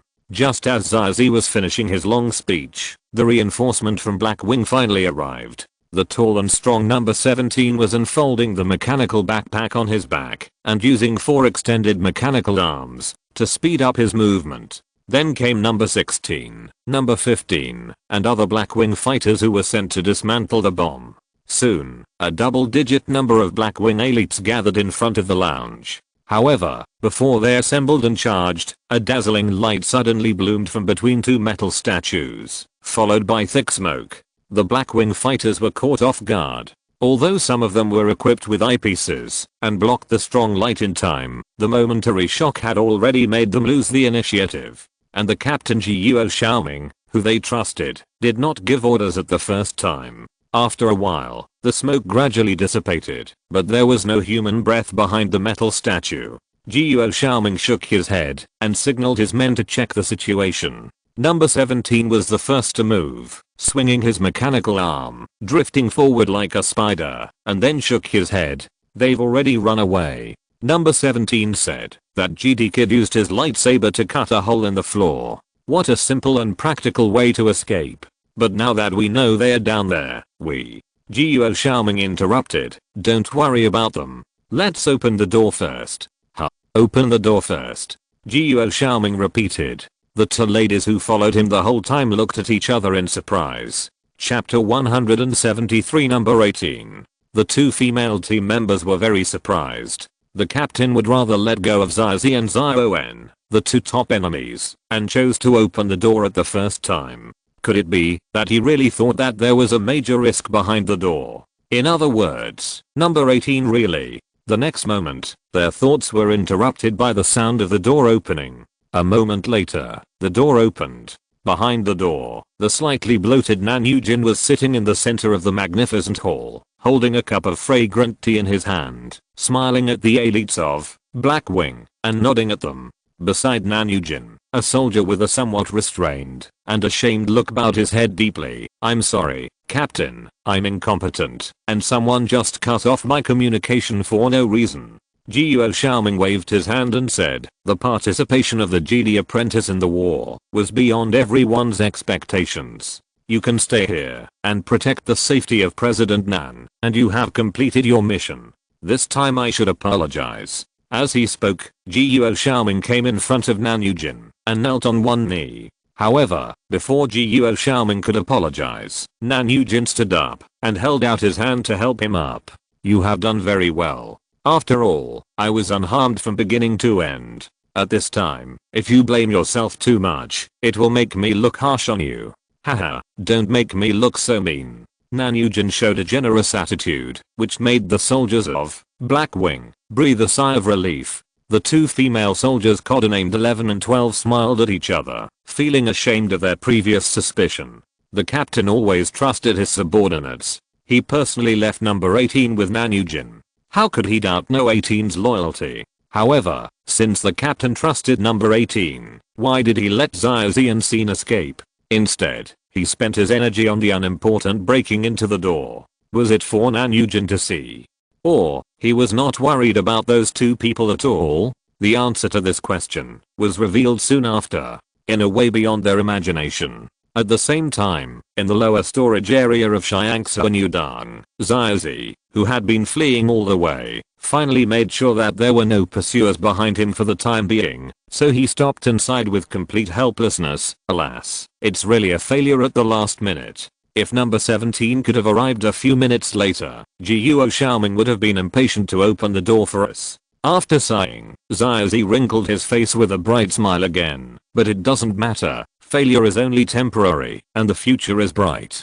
The first time we joined forces, we forced the famous Blackwing into a panic. We were just a little bit away from seeing them kill each other. Next, as long as we keep up the good work, Nanyujin's life. Is it really just a little bit away? The GD apprentice asked in a deep voice. Jiuo Xiaoming was not shaken by your sweet words at all, and your lies will never work on him. Zizi put down his smile and said seriously, how do you know it won't work? Just because Jiuo Xiaoming looks calm enough. The warriors of Blackwing are mentally strong and remain calm in times of crisis. This is already a basic skill and is not surprising. You should have experienced this using mind control techniques. Those people's brains are not as easy to manipulate as Lei Yangtzen's. Xin just snorted coldly at this. What those people think in their hearts will never show on their faces, so no matter how I provoke or talk to him, Jiuo Xiaoming will definitely ignore me. But a strong mind does not mean that he will not think or be fooled. And as long as Jiuo Xiaoming thinks seriously, he will definitely follow the route I designed and come to the conclusion that number 18 is not trustworthy. Xin asked, oh, why does he think that his trusted subordinates are not trustworthy? Because every word of the story I told is true. No 18's real name is Sunasun, and his hometown did go bankrupt because of the financial capital under Nanyujin. There are even some details that I haven't had time to add, such as he once had a sister who died of hunger and cold when the village was in the most difficult time, and he could already remember it at that time. So number 18 and Nanyujin do have a blood feud. Xin couldn't understand. If that's the case, why did Jiuo Xiaoming put number 18 next to Nanyujin? Because number 18 doesn't know all this. He was trained as a death soldier and cannon fodder. His intelligence authority is not as high as that of other team members. So at critical moments he can use his own life to protect the life of his enemy without hesitation. In a sense, this is also one of the board's bad tastes. After hearing this explanation, Xin felt nauseous. Haha, so if we judge rationally, it is indeed the safest to have number 18 guard the last checkpoint and protect Nanyujin personally, but the premise is, of course, that his blood feud with Nanyujin must not be exposed, otherwise it would be counterproductive. Jiuo Xiaoming pinned his employer's personal safety on keeping the secret. Is there a problem? In the intelligence analysis of the board of directors, Sun Ersen's background is classified very highly, and even I have no chance of knowing it. To be precise, except Jiuo Xiaoming himself, no one else in the entire space city knows that secret, not even Nanyujin. So theoretically there is no risk here at all. Xin nodded. But you still knew it. How did you do it? Zizi avoided the question lightly and said, it doesn't matter how I knew it. The important thing is that once this secret is revealed by me, number 18 will no longer be trustworthy. Because since we can use unknown means to temporarily block the communication of Blackwing and destroy the indoor surveillance video, then of course we can use the same unknown method to cross a mere door and reveal this secret to number 18. Xin asked, then why don't you do it? Zizi said, because I don't want to gamble on whether Sun Ersen will rebel after knowing this secret. After all, not everyone can muster the courage to rebel after being someone's lackey for many years. Although he remembered when his sister died, when he later enjoyed preferential treatment in Blackwing, his parents told him to work hard in Blackwing and redeem all the villagers. He also remembered it, and he probably remembered it more clearly than when he witnessed his own sister's tragic death as a child. Chapter 174 Focus. Zizi's words made Xin lose himself in thought. After a moment, he took over the topic and analyzed, and if you tell Sun Ersen that secret, especially when it is exposed in front of Nanyujin himself, he must make a decision immediately, to rebel or not. If he wants to rebel, then everything is easy. It only takes one pull of the trigger to kill the enemy, and then you and I don't need to waste any extra energy. But if he doesn't want to rebel, he must let the people outside the door know his determination and position, and never let others have a grudge against him because of this matter. Zizi added, and you and I have only temporarily blocked the communications in the nearby area, and we cannot really isolate the inside and the outside. If Sun Ersen really wants to prove his innocence, he has many workarounds, such as hitting the wall with heavy objects, or simply placing Nanyujin in the lounge, and then opening the door to meet the enemy. These will put both of us in an embarrassing situation.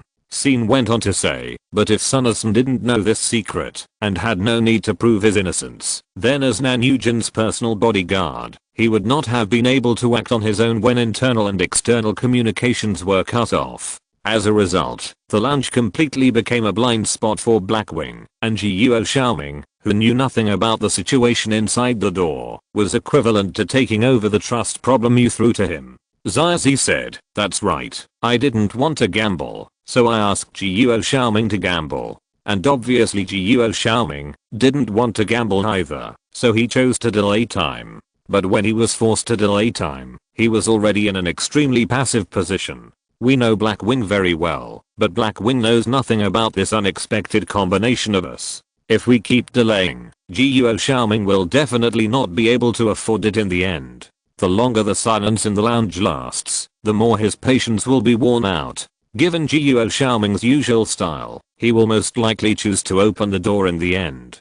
Zizi sighed, alas, it's a pity that number 17 came too early. By the time they have assembled, even if Guo Xiaoming can't help but open the door, we won't have a chance to break out and kill people under the siege of so many guns, so we can only retreat. SYN asked, since you have calculated it so clearly, you should have considered that the speed of No 17's return is the key. Then why can't you stop number 17? Zizi laughed and said, how can I stop him, partner? You were right next to me at the time. You should know very well that from beginning to end, I was just improvising. There was no premeditation at all, and I was always too busy to do anything. What about the mechanisms that were arranged in the Xiangsu and Jade building in advance? It's been demolished a long time ago.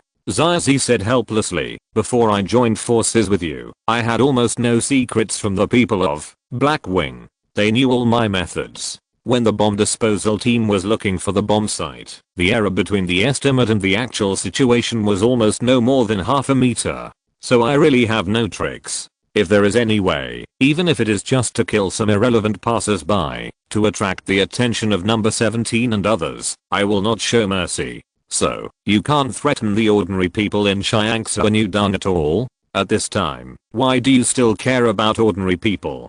Zizi was suddenly forced to stop talking halfway, because a piece of azurite blade was piercing his body from behind and stabbing out from his chest. I'm relieved that you can't threaten others. The voice of the Jedi apprentice came from behind Zizi. Under the calm, there was a turbulent tide. The boy's face did not show a trace of emotion, but his fiery eyes revealed his true feelings. He held the hilt firmly, suppressed the muscle trembling of his arms and fingers, and fixed the lightsaber steadily in Zizi's chest, allowing the blazing blade to continuously take away Zizi's life. After being pierced through by the lightsaber, Zizi did not immediately fall down. He turned his head, first in disbelief, and then his eyes became playful. At the same time, there seemed to be a strange vitality in his body, supporting him to stand firm even when he was about to die. A twisted smile also appeared on his flat face, mocking. GD Knights are really a group of hopeless idiots. You don't know what you are doing at all. SYN ignored Zizi's mockery, because at this time, the slightest distraction might make him lose his composure. He gathered his mind, silently observed the other party's physical characteristics, and confirmed that his vitals had been burned beyond repair. He finally drew back the lightsaber, and then reached out to push the stiff body down. Jedi apprentices always knew what they were doing. Whether he had charged into the Xiangsu and Jade building out of moment of rage, or joined forces with Zizi to fight against the Blackwing, what he wanted to do had not changed from the beginning. Kill Zizi. Focus on one thing, nothing more. Chapter 175 Epilogue. Focus is the principle of doing things that Jedi apprentices have established at a very early age. When he was a young apprentice, he relied on the word focus to overcome his talent deficiencies in just a few years, and grew into a leader among his peers, although SYN never thought he deserved the word leader.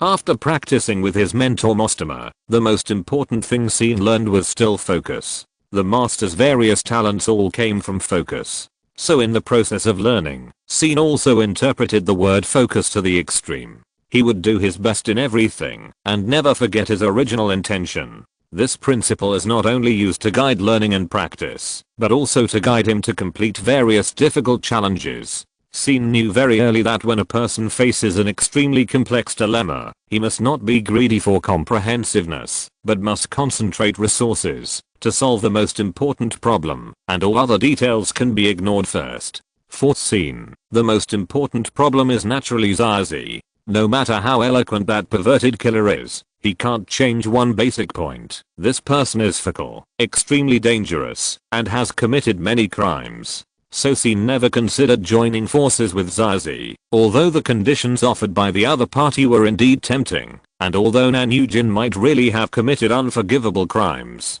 But for the Jedi apprentice who chose to focus, those were just misleading and flashy. He couldn't handle all the problems at the same time, and it was meaningless to worry about those that couldn't be handled. He only needed to handle the problem at hand, the problem named Zazie.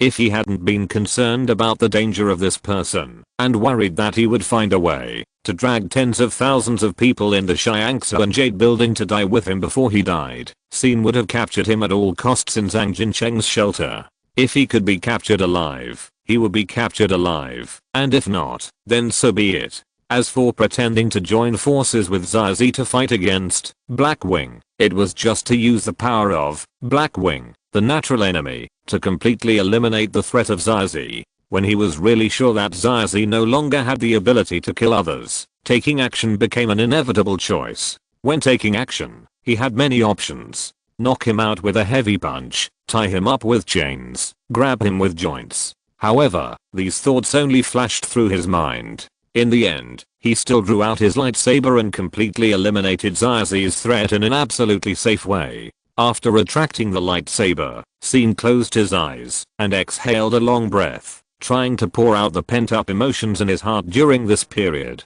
However, after exhaling all the way, SYN did not feel relieved at all, but instead felt more irritated. There seemed to be a voice in his mind that was extremely similar to Zazie, mocking his recklessness and self-deception. Focus? You are just blinded by hatred and you are just seeking revenge and killing people regardless of everything. Killing people behind their backs. You are not qualified to be a GD. You don't even care about the safety of your master. You have forgotten the secrets of Kyankan Group. You can't even do the most basic weighing of pros and cons. You put your own selfish desires above the public interest. For a moment, SYN's mind was full of distracting thoughts, as if he was being scolded by thousands of people. The Jedi apprentice subconsciously tightened his lightsaber, as if to draw strength from the crystal. After a moment, SYN became firm again. He silently said to himself in his heart, I did nothing wrong, there is no need to worry about trivial things. However, just as SYN was about to turn around and leave, he heard Zazie lying on the ground and asked in a weak voice, why? SYN stopped when he heard this. Zazie's vitality is really incredible. But the reason why SYN stopped was not because of the other party's vitality, but because of the problem before his death. Why? This question was like a small test, testing whether SYN's belief was firm and whether he still believed that his choice was not wrong.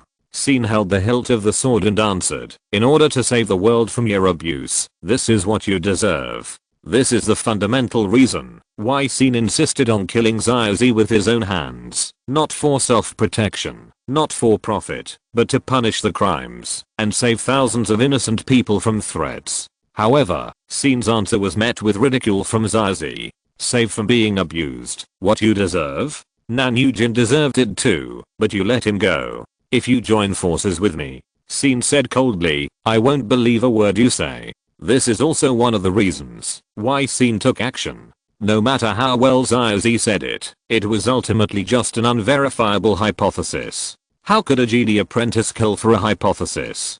Don't believe me, why? Have I ever lied to you? Zazie's voice was getting lower and lower, but when he was extremely weak, he still laughed sarcastically. Haha, you just don't dare to believe it, and don't want to believe it. You don't want to kill people, you don't dare to kill people, and you are afraid of dirtying your hands, so you are not worthy of being a GD. Zazie panted, so, you would rather watch a person who deserves the punishment get away with it. You missed the best opportunity, because of your momentary cowardice and your own selfish desires. You could have rescued the master, learned the truth, and brought peace to this galaxy. Scene closed his eyes and digested Zyrzi's sarcasm seriously. He could indeed just walk away, or simply go over and give the dying plain man a finishing blow, but the other party's question made him feel it necessary to respond seriously and positively. So Scene asked back, "You are just bluffing when you are about to die. If you really have such great magical powers, you can even save my master and bring peace to the galaxy.